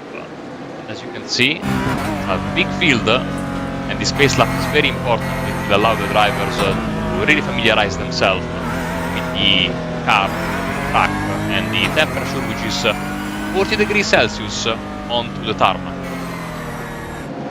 Yeah, that's right. This is a very hot track today, so got to keep an eye on absolutely everyone. A nice way to start things out. Let's make sure we keep it in position for a rolling start. I really love this because it's going to give our racers a really good chance to get out there, get heated up, get ready to go for 8 fantastic laps, and we re-grid, do it all over again. So okay, this is sort of the preview, if you want to think of it that way, for what our next race could very well look like. We did mention earlier that we have a lot of the best racers in the world, multiple virtual Le Mans winners, multiple champions, 6 black bar licenses like Marco was talking about earlier, and a whole host of racers who, even though they haven't managed to climb to the pinnacle of the championship of everything, are still absolutely incredible. And that's what I love about AMX, Marco. It gives absolutely everybody a chance to come out here, compete at the highest level, and show what they've got, even if they haven't managed to make it through years of qualifying and professional career. If you're good, get into AMX and show us what you got. We'd love to see it. And we are underway, Marco, with racing here in AMX 10, race number 6. Ready to get things started, and I cannot wait to get things underway. This is going to be an absolute banger of a race. Yes, the drivers are taking a lot of distance from the safety car. I have no idea why. I also don't know why. The start a little bit more chaotic because the green flag usually comes when the pace car comes into the pits, but now, unless they close the gap quickly, they will get the green flag mid-corner, basically. So let's see. Hopefully, cooler heads will prevail as the pole sitter comes into the final chicane. There you see the pace car. We'll dive into the pits just a second, and then we'll be racing, which we are right now. Okay. Yeah, there we are. A little bit of a confusing start, so sorry for getting tripped up there, but that's it. We are underway. This is how you can tell they're racing. They speed up a little bit, guys. And this is what it looks like. So much action, and you can see a great start for really almost everybody. A nice rolling start leads to a nice start like this, but we have some very, very complicated corners coming up. The S's into some really, really sharp right-handers, and it's going to be a great race to start things off. Calavi, Ramos, Mori, your top 3 for now. And on board with Caio Gaspar is battling very, very competitively in 5th place, gatekeeping that top 5. Oh man, coming through the S's, a more iconic view in racing almost does not exist. So exciting to see, although we do have some action back in the back, so I'm not sure exactly what's happening below 18th, but on board with Gaspar, he's having a pretty good time so far. And now they arrive into the second of the right-handers, which will prompt the drivers to stretch their legs a bit. The back stretch. Cameras on Victor Miranda, of course, and now they prepare themselves for the hard braking area of 10A and 10B here at the chicane. As we see a move from the Mori, the blue car on the inside. That's too optimistic, it's a big crash.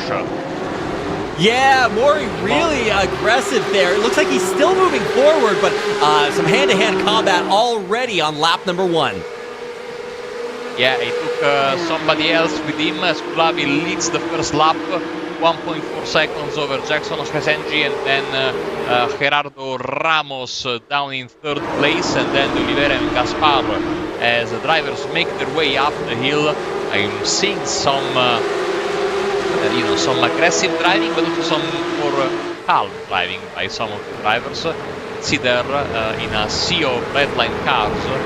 There is also, of course, one of the historical drivers in the competition, Florent Lantinez, and if you see Facundo Rago, who basically just missed out on the reverse pole, but is now taking it easy and gaining position up to 14th. A lot of gains coming out here. We've got Resenge on a +5 up into the lead, or close to it, second place for him. Another big winner is Fabio Zamperlini, who's climbing up quite a bit. On board with Caio Gaspar, who's actually dropped 3 places, so definitely he's in a good spot right now, coming up on a couple of red line liveries in front of him. Let's see if we can get this overtake happening. This is maybe not the place to do it, but he is still absolutely close as possible. We have a little bit of a replay coming up here in just a second that's going to show you how the action started. In the back of the pack, you're going to see a little bit of a spin there, a team incident, as I think that's Max Verstappen getting spun out by another red line driver. So that is not the way you want to start the race. A little bit of team competition taking him out early. Yeah, the positive thing is that Max got back onto the track. He's now up to 18th place, so he's sniffing around that reverse pole part of the finishing order. As we see Ulavi under massive pressure from Jackson Hasenji, who takes the lead before the corner, and behind them an attack from Ramos and De Oliveira. They are side by side. Beautiful action here at Road Atlanta. Whoa! De Oliveira sneaking around, coated the car in butter and squeezed through into third. Such a competitive top 3, and it's really just a who's who of AMX's 10 racers. These guys have been part of AMX Global for so long, and you see them showing their pedigree. They've continued to up their game into third place for now, but that battle between De Oliveira and Ramos just does not let up. Wheel to wheel, taking every turn too wide, and look at how close it is with Team Redline racers closing in. It's Thompson and Vecchio trying to break into that top 3. Oh, this is going to be tight in the final corner, but Vecchio is able to squeeze by, and maybe Thompson as well. Yes, they both are able to do so. You can see Gianni very animated, just like he was yesterday when he was racing with us, and now going through the downhill section, following closely his teammate Josh Thompson. Behind him is De Oliveira and Corentin Guinez, with Gerardo Ramos, Caio Gaspar, Chris Lollam and William Chadwick making up your top 10, with the fight for reverse pole. Oh, Miranda! Crash for Miranda! Oh no, Miranda's out of there. Gianni Vecchio with by far my favorite helmet. I think that's actually his face on the front. Oh, big spin! And that's, I'm not sure exactly who that was, but we saw the spin and then cut away immediately, so couldn't keep track of that. Big moves, though, by Max Verstappen, who got spun out by his teammate early on and has climbed all the way up into 13. And if he makes another epic comeback from the way back of the grid to finish in first, that's exactly the storyline we need to see here. It's going to be incredibly difficult, but if anyone can pull it off, I'm a little bit of a believer in the man in the number 33.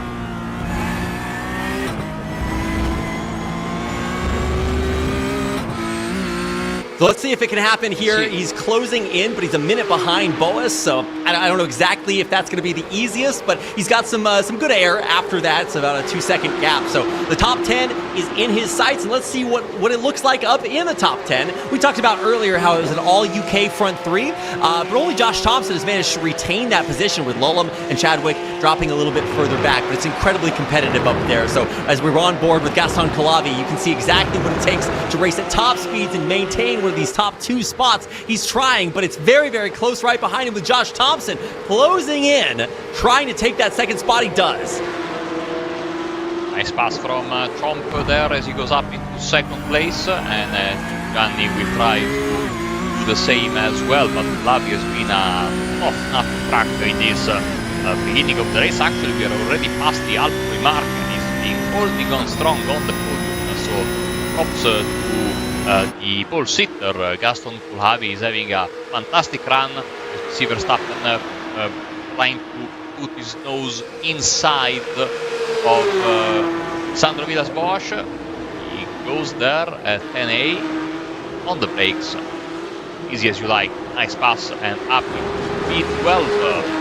So now see this could already be a decent result as Thompson and Vecchio goes past Kulavi. Kulavi's got a big problem, because he's dropping several places. There he is, and now he's already down to 8, so something happened in turn 1, Reed, that caused Kulavi, unfortunately, to go from the podium up to 8th place, or well, I should say down to 8th place. Yeah, maybe a little bit of a lockup around a corner. I'm not sure. I don't think he got hit, but very, I guess, disappointing to be up so high and then dropping all the way back down. So it gives that first place spot to Jackson Resenje. And yeah, climbing continuing to happen from behind up into the lead. Corentin Guinness, we talked about him a little bit earlier. This is a race winner, or heat winner from yesterday, I want to say. So very, very strong racer, even back from AMX Global League Season 2. One of the best racers we've got out there. So absolutely capable of making this an incredibly competitive top 5.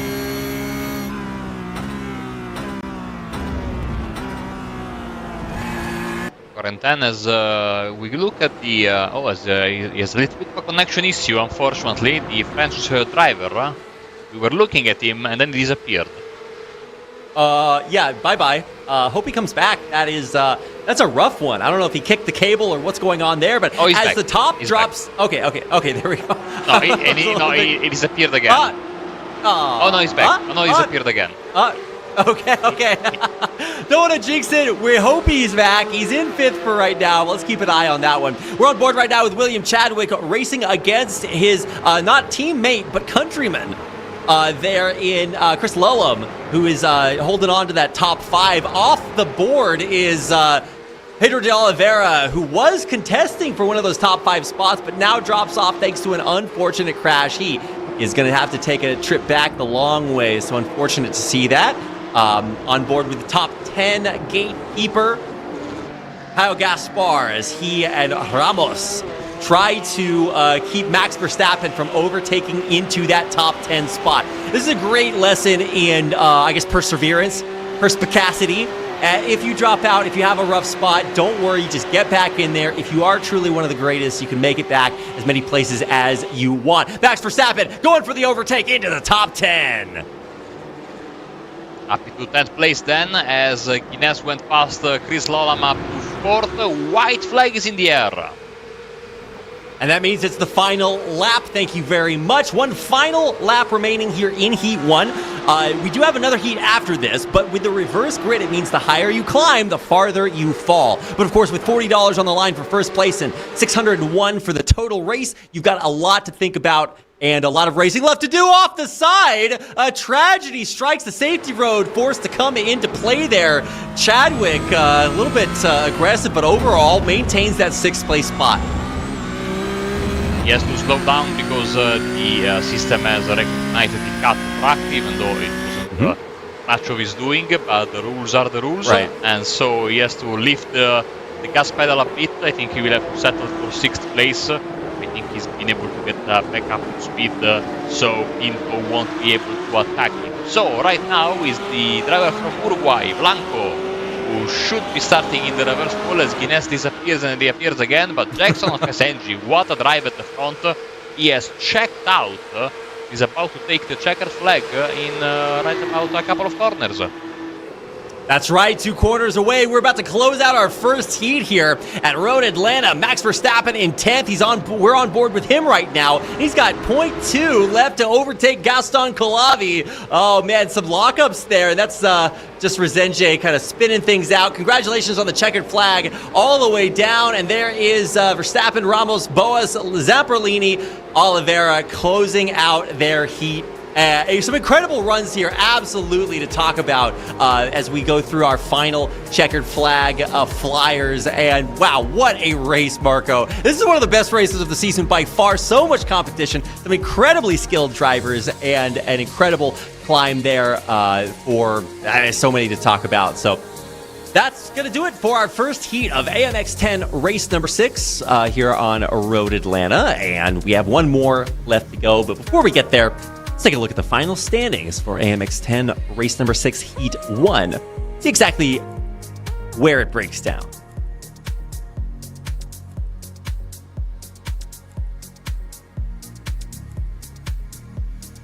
While we wait for the results to arrive, in the last corner, Kulavi was able to drop down to 15th.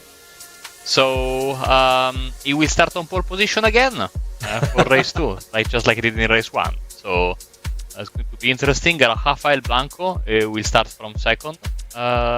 So it's going to be a all South American top 5. Here we go. And that's going to do it. Starting things out, the race results for heat number 1 is Jackson Resenje, Gianni Vecchio, and Josh Thompson, your top 3. Chris Lellum and Corentin Guinez down there in 5th. Max Verstappen finishes in 9th, right ahead of Gerardo Ramos. He gets that overtake taken down in just the last few seconds of the final lap. So some big moves down there. And like you said, Marco Gaston Colavi barely eking out Lucas Dornella there for that 15th spot, which means he will be reverse gridded up into the front of the grid, along with Rafael Blanco, who finishes in 14th. Oh yeah, and the drivers will actually have to be ready because the green flag will drop in around 5 seconds for the second race of the day. There they are, all nice and ready to go. And yeah, let's get going for the final race of the night. Gotta say, it's banger after banger here. It's Marco, one of my favorite races of the night. And like you said, green flag, it's almost here. We are getting ready to go for our final heat of the evening. Heat number 2, starting off. And I forgot, of course, that we have a rolling start, so I was getting all excited. So. I was like, how excited is Marco for rolling starts? Is this one of your favorite things? Oh man, and so just like in race 1, we'll see if Gaston Colavi will take a big gap over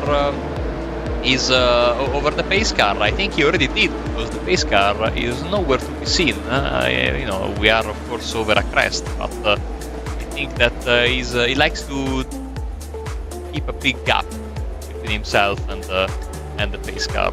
So another pace lap where the drivers, of course, now they will be more or less more used to the way the pole sitter starts, just like it did in race 1. So maybe you can catch some people off guard into a start like that. As you can see, yeah, the gap with the pace car, which will increase a bit, I assume, once we arrive on the backstretch. It's not a long lap of Road Atlanta, but certainly a complicated one. There you can see participating in the Porsche Esports Super Cup or in the qualifying series, Victor Miranda with his, I would say, I love these barcode liveries. You know, they are a bit nostalgic to me. And there's somebody who just sent like a bomb of brass and other stuff on the racetrack there. No, this time he's using a different strategy. You know, when you race on the ovals, sometimes you do oh no, now he's slowing down. You know, sometimes you want to do a restart one way and another restart the other way. You can see people are getting caught off guard by the sudden slowdown because yeah, we have people in the grass trying to take avoiding action. But yeah. Another start, the pace car will be far off in the horizon by the time we arrive at the green flag. You know, things to practice when you log into iRacing.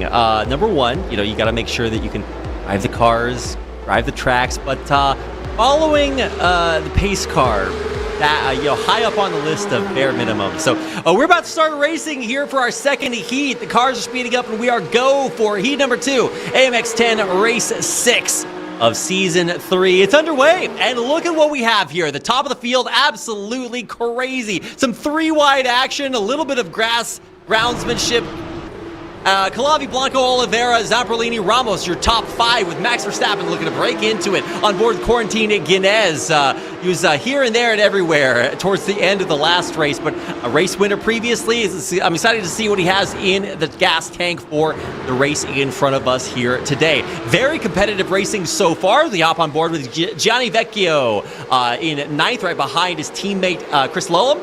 Right behind his teammate Diego Pinto, right behind his teammate Max Verstappen. So a little bit of a Red Bull train there as we have a few lockups around the corner and man, get into the meat, the real race starting off here for our first lap of our last heat on Road Atlanta.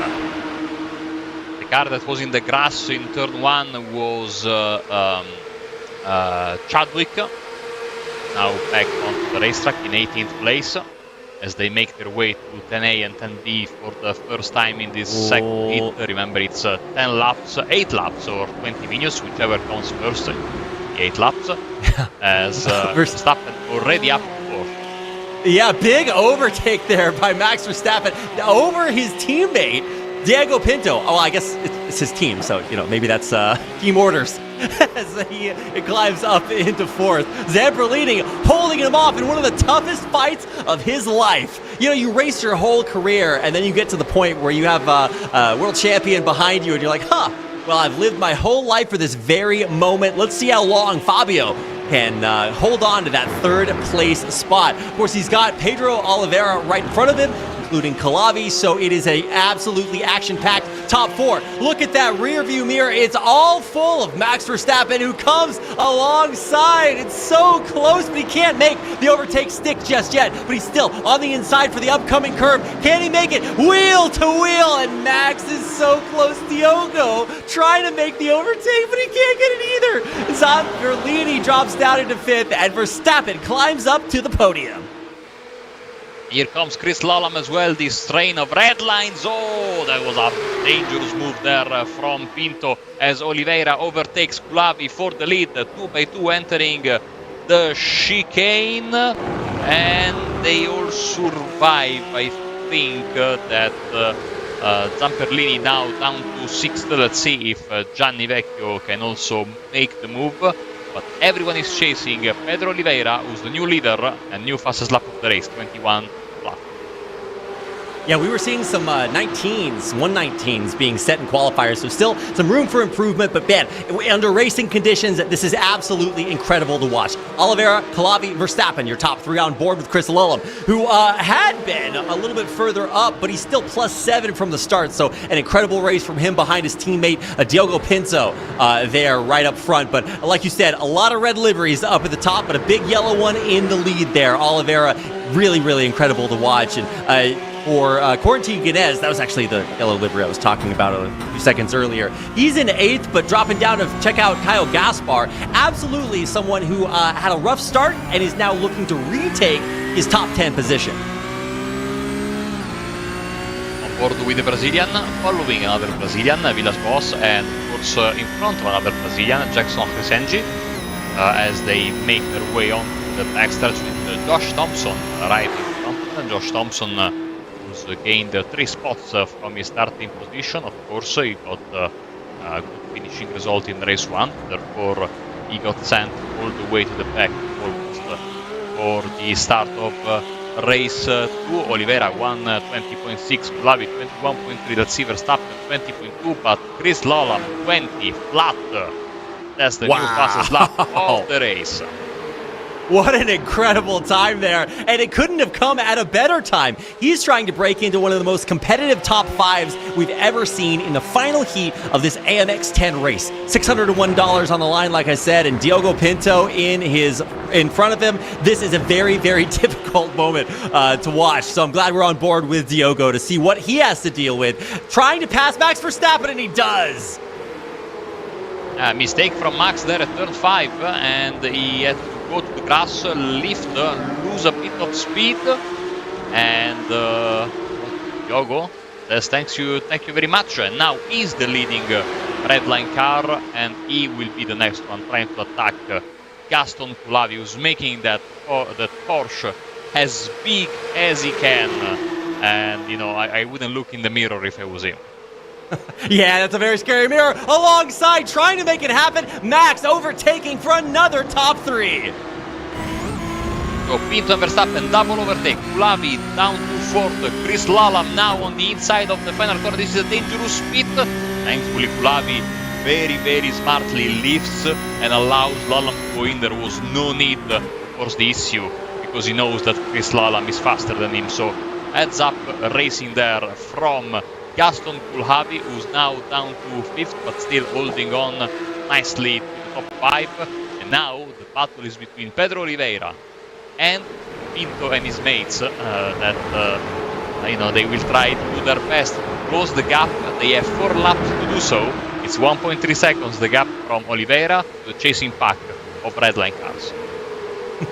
Yeah, Oliveira is 1.2 seconds in the distance. So he is, he's, I don't know, settling Mars right now. He is way out into the universe. But something tells me that that might not be enough of a lead to be complacent just yet. We're on board with Gaston Colavi, who has enjoyed his time in the sun in the top 5, but has found himself dropped out now behind Corentin Guinness and Gianni Vecchio. So quite a bit of a variety of experiences here. But let's check out what it looks like to be Max Verstappen in third. He has climbed 4 places so far, but he's done it under some very difficult racing situations, surrounded by his teammates. This is a very, very competitive third place spot. But he's got about 0.5 to go until he comes into contention with Diogo Pinto there for the top 2. So let's check out what it looks like from the guy right behind Max, Chris Lullam, who, like I said, has had a very storied career in iRacing and a lot of other sims as well, and he is trying to make his mark here on AMX Global Season 3. Let's see what he can get done there. He's 0.1 behind Max, so absolutely could get this done, though. Got to be careful through the S's. It's still very, very competitive, but you have to keep your car pointing the right way, even though you want to push the pedal to the metal and keep things as fast as possible in excess of 230 kilometers per hour. So some intense speeds here by all of our racers, none more so than Chris Lullam. 3 laps to go. Well, as you can see, the overtake from Gianni Vecchio on Gaston Colavi has been then Colavi overtaken by Corentin Guinness as well, so he's down to 7th. Live pictures of this battle for 3rd place with Chris Lullam moving past Verstappen onto the podium. So Verstappen from 2nd, a couple of laps back, now down to 4th, and his teammates are taking center stage. The gap Oliveira with 2 laps to go that start right now. It's half a second. Yep, Max using the Red Bull livery appropriately right here in 4th, but I gotta say, you know, you build this team and you got these great titans of sim racing around you, and then you realize you might have done a little bit too good of a job. He's having to compete against such intense competition up here in the top 5, and a lot of it is just red line front and back and forth, and it's making it so competitive. I can't wait to see how this finishes out. On board now with Josh Thompson, another red line driver who is in 9th and a little bit back of the pack. Whoa, way up inside the back bumper, but it looks like he manages to stay out. No clipping just yet, but he's keeping it very, very close. Less than a 10th for most of the time as he looks to overtake Colavi, and he does get it done there. Lap number 7 finds him up in 8th position, right behind Fabio Zamperlini. And we need to take a look at the front because the gap now down to 0.3 of a second, just as Pedro Oliveira and Diogo Pinto take to the final chicane, now down to 0.2 of a second. The final lap is just about to start. I think that Pinto might have a chance at winning this race if he plays his cards correctly. Yeah, absolutely. Pinto has got it.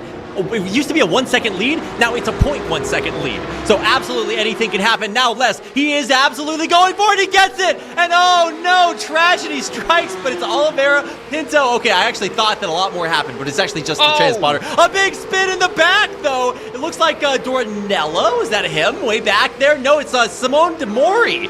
Simon is out of the race, and at the last lap, what a terrible occurrence. Back to the front as it gets even more intense than ever before. Diogo Pinto still looking for that last 0.1 on Pedro de Oliveira.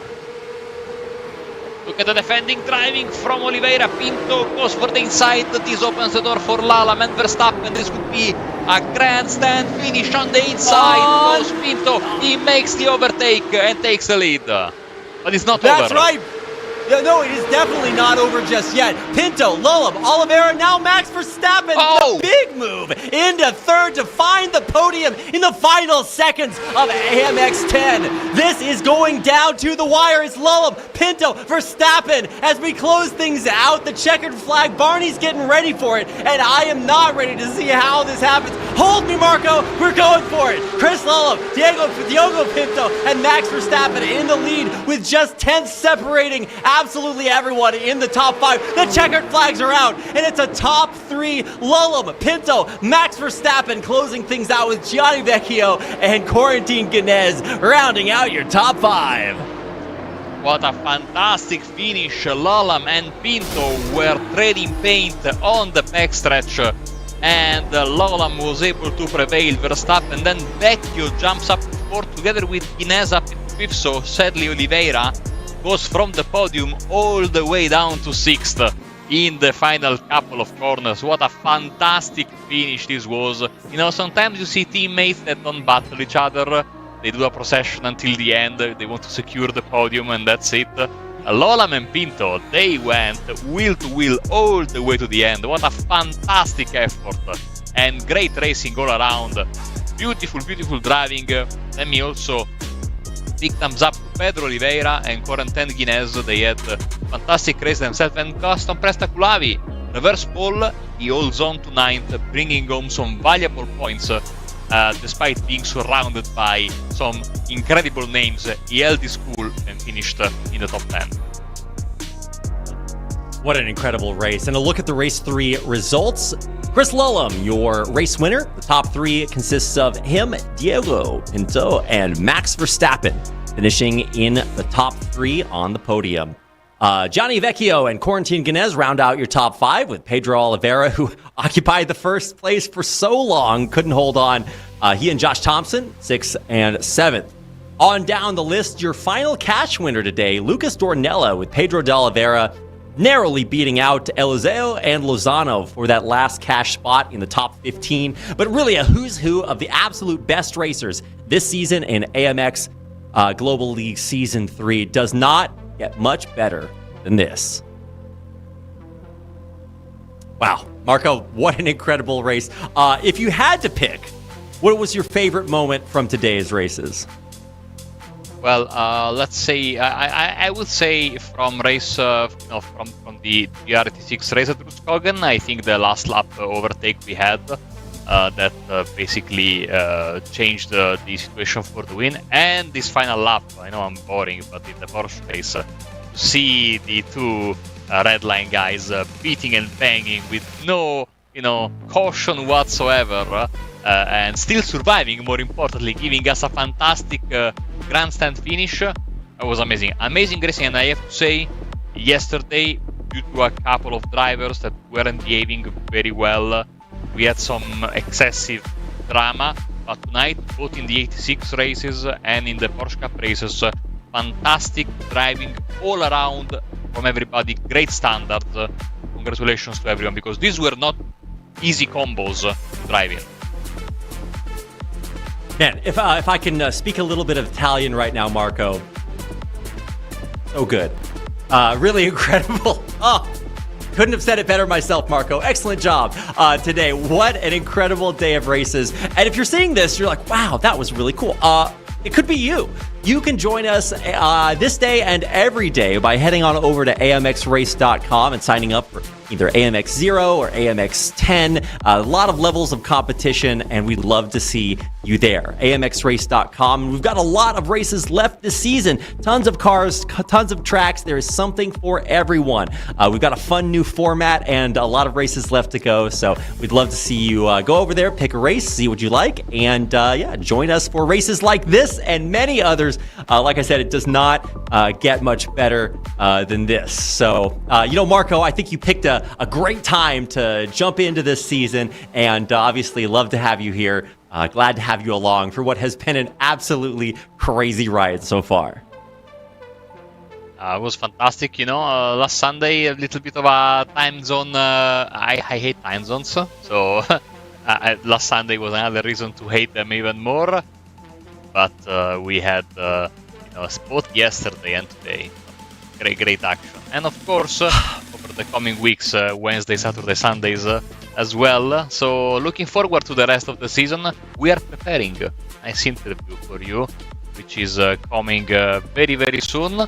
So in the meantime, let me be very clear into thanking everybody who's watched us both yesterday and today. Hopefully you enjoyed the show, and I think we are now ready for our interview.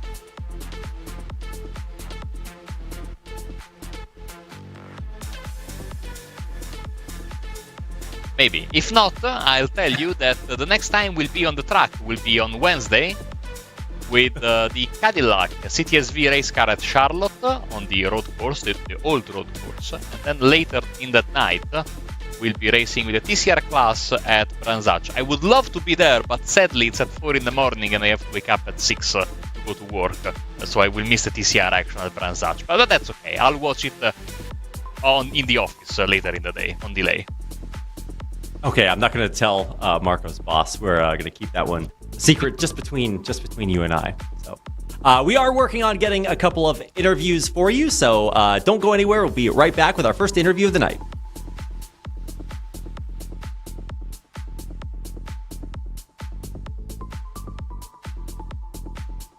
Right, we are going to start our first interview off by being joined by Simon Demori. Simon, welcome to AMX. Thank you for having me. So, it's your first time here. I gather that you've raced in a few other tournaments, but AMX is a little bit different. What has been your experience so far? It's a lot of fun with the reverse grid setup, but it's also difficult to work your way up through the other guys because they're defending for their life. So yeah, it's just a lot of fighting and a lot of action, but that's what makes it fun, I think. Yeah, it's a really fun race. This is your first time here being interviewed. So first of all, hi, but also, hi. You've been out there racing quite a bit. How did you get into sim racing? I've always wanted to become a racing driver, and nowadays with sim racing, it's just such a great opportunity to show your abilities at a relatively low cost, I'd say. And yeah, that's how I got into it. I've also noticed that you can win some great prizes, and it's just like real life nearly. So yeah, that's what I'm doing it. So currently, if I'm not mistaken, you're on Red Kings Motorsports. What has your sim racing journey been like so far? And do you have some goals or dreams that you'd like to achieve? Yes, that's true. I'm driving with Red Kings Motorsport, mostly on Assetto Corsa Competizioni. For my goals, I'd say win a few championships there. I think I'm a lot stronger on Assetto Corsa than I am on iRacing at the moment. Just win some championships there, show my name, maybe get into the SRO Esports Championship. That would be awesome. Of course, we wish you a lot of luck with that. As far as this race goes, did you have some particular moments that were really difficult, super intense as you were battling it out in AMX 10? In the first race, I got a bit scared into the last chicane because everyone was braking so early, and I locked up and hit the guy in P2 a bit there. Apart from that, I think I had some really good battles in the recovery. But yeah, overall, wasn't my best races, I'd say. Well, luckily for you, and this is a plug, we've got plenty of more races left this season, and you've done a great job so far, so I can't wait to see you back here more in AMX Global Season 3. Before we head out, you got any shout-outs, any plugs you want to give? Thank you, first of all. I'm looking forward to competing a lot more here. A shout-out to my grandpa, I'd say. He's probably watching right now, so hello. That's it. All right, well, thank you so much, Simon Demori. Of course, congratulations for your achievements so far. We look forward to seeing you back here again soon. Thank you. Cheers.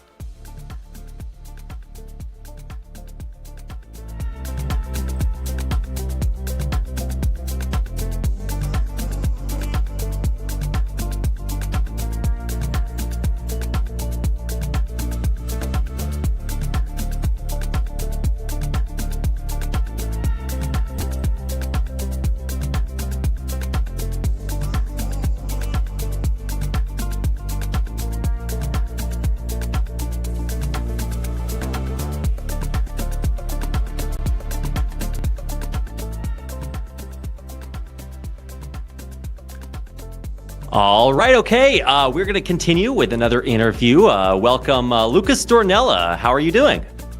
Hi, Reid. I'm fine, and you? It's been a great day.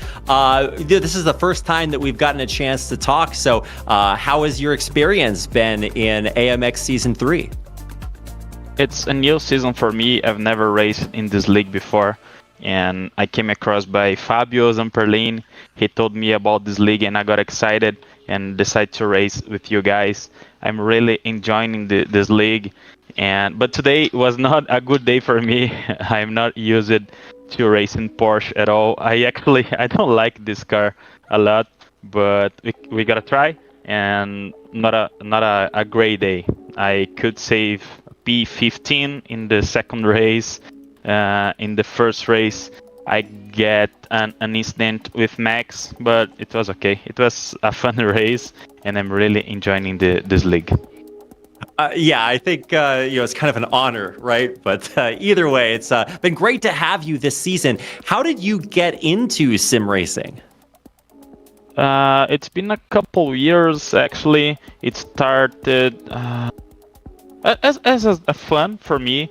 When I am tired for working or any other things, when I have some free time, I like to come here and do a couple of laps, a couple of races. And I think it's how I started. And then I met some good friends here, and it's all good for me. I like racing here in iRacing. Well, it's great to have you. What are you currently racing in? Are you currently competing in any championships? And do you have some goals for your sim racing career? Yeah, actually, I am racing in a Brazilian league. It's called ERB Esports. It's Masters of Track Pro Series, and I love racing GT3 cars. And actually, it is the car that I spend the most of my time in iRacing. And I think I want to improve my driving style into GT3 cars. So, are GT3 cars your favorite car to drive on iRacing? Yeah, for sure. Okay. Do you also have a favorite track to drive? Not only one, a couple of them. I love Interlagos, of course. I'm from Brazil. And it's about 15 minutes from my home, this track, so I love it. And I also love Spa, and I think that also, I don't know, Interlagos and Spa, I think that those are my favorite ones. Now, you've been racing in AMX Season 3 a lot so far. Do you have any favorite moments, any intense battles from this season that stick in your mind? I think my favorite moments was when I won the Spa GT3 race. It was my first race here, actually, and I got surprised winning the race. I could not qualify for that race because I was racing in that Brazilian league that I mentioned. And the AMX started exactly the moment that my race finished. So I was given an interview in the Brazilian league and tried to qualify here in AMX. So I couldn't. I had one chance, only one lap, and I took an off track. And I was surprised that the grid was reversed, the total grid. And then I started in first, and I just did a couple safe laps and could win the race. I think it was fun for me.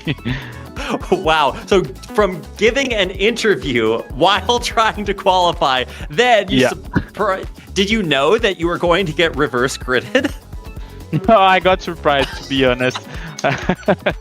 Wow. When I took the off track, I said, okay, so let's be safe. I can finish my interview while I am waiting for someone to kill themselves, and I can get some positions. But when I see, I am starting the front, so let's try to focus and finish the interview as fast as possible. So if you were qualifying during that interview, are you also qualifying in a different race right now? No. Okay. No. I'm over for today. Just checking. Well, it's been great to get a chance to chat with you, and of course, we wish you a lot of luck in AMX this season. Do you have any shout-outs before we end this interview? Thank you, Reed. I really appreciate this league. Okay, and of course, your family and teammates and everybody else too. Just help you out there. Well, thank you very much, Lucas Dornella. It's been great to get a chance to talk with you, and we'll try to keep an eye on your progress this season. We hope to see you back here again soon. Thank you.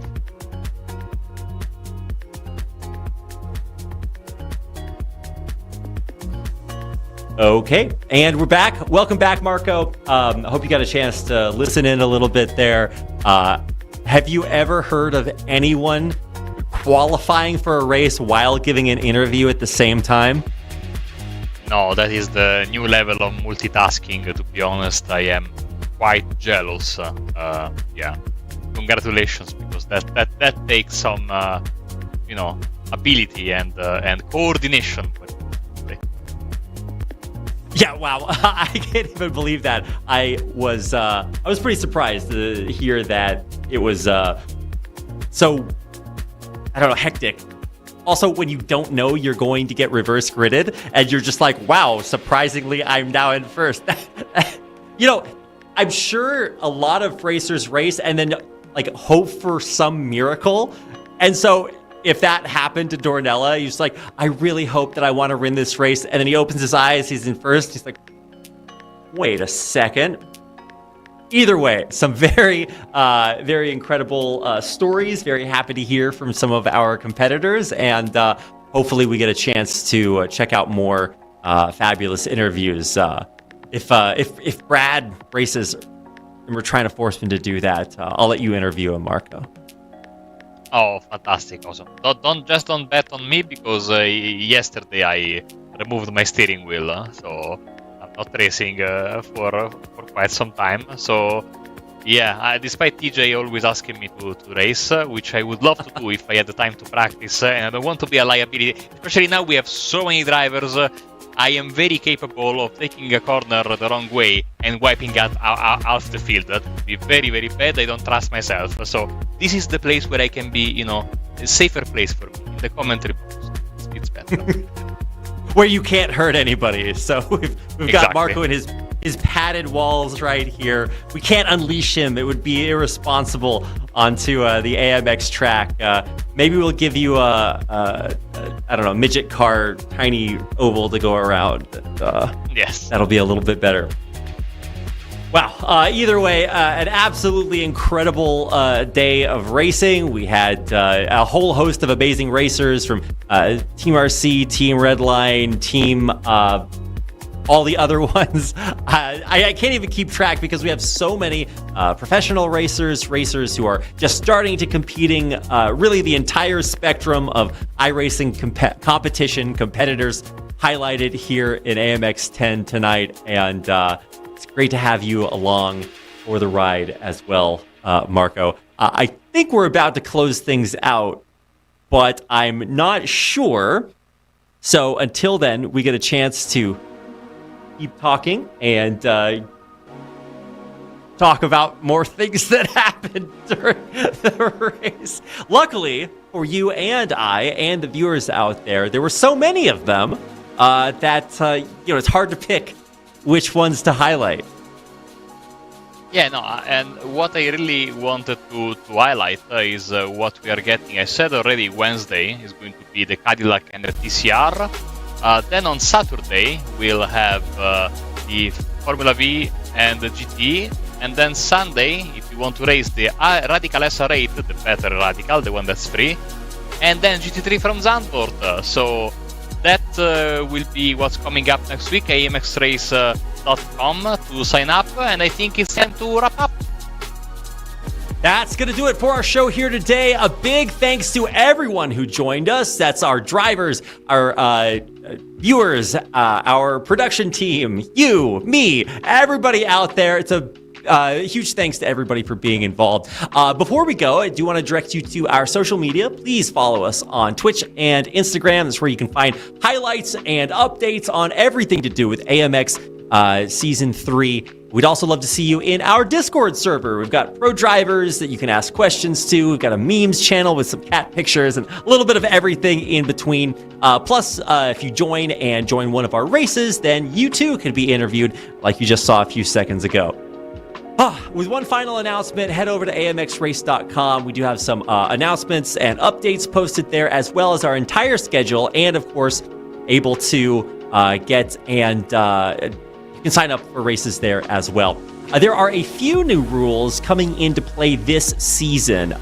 In light of yesterday's races, we do have some announcements in our Discord server, but just to summarize, we are working on stewarding and an incident report system there. So if you do have cause to use those will be available to you.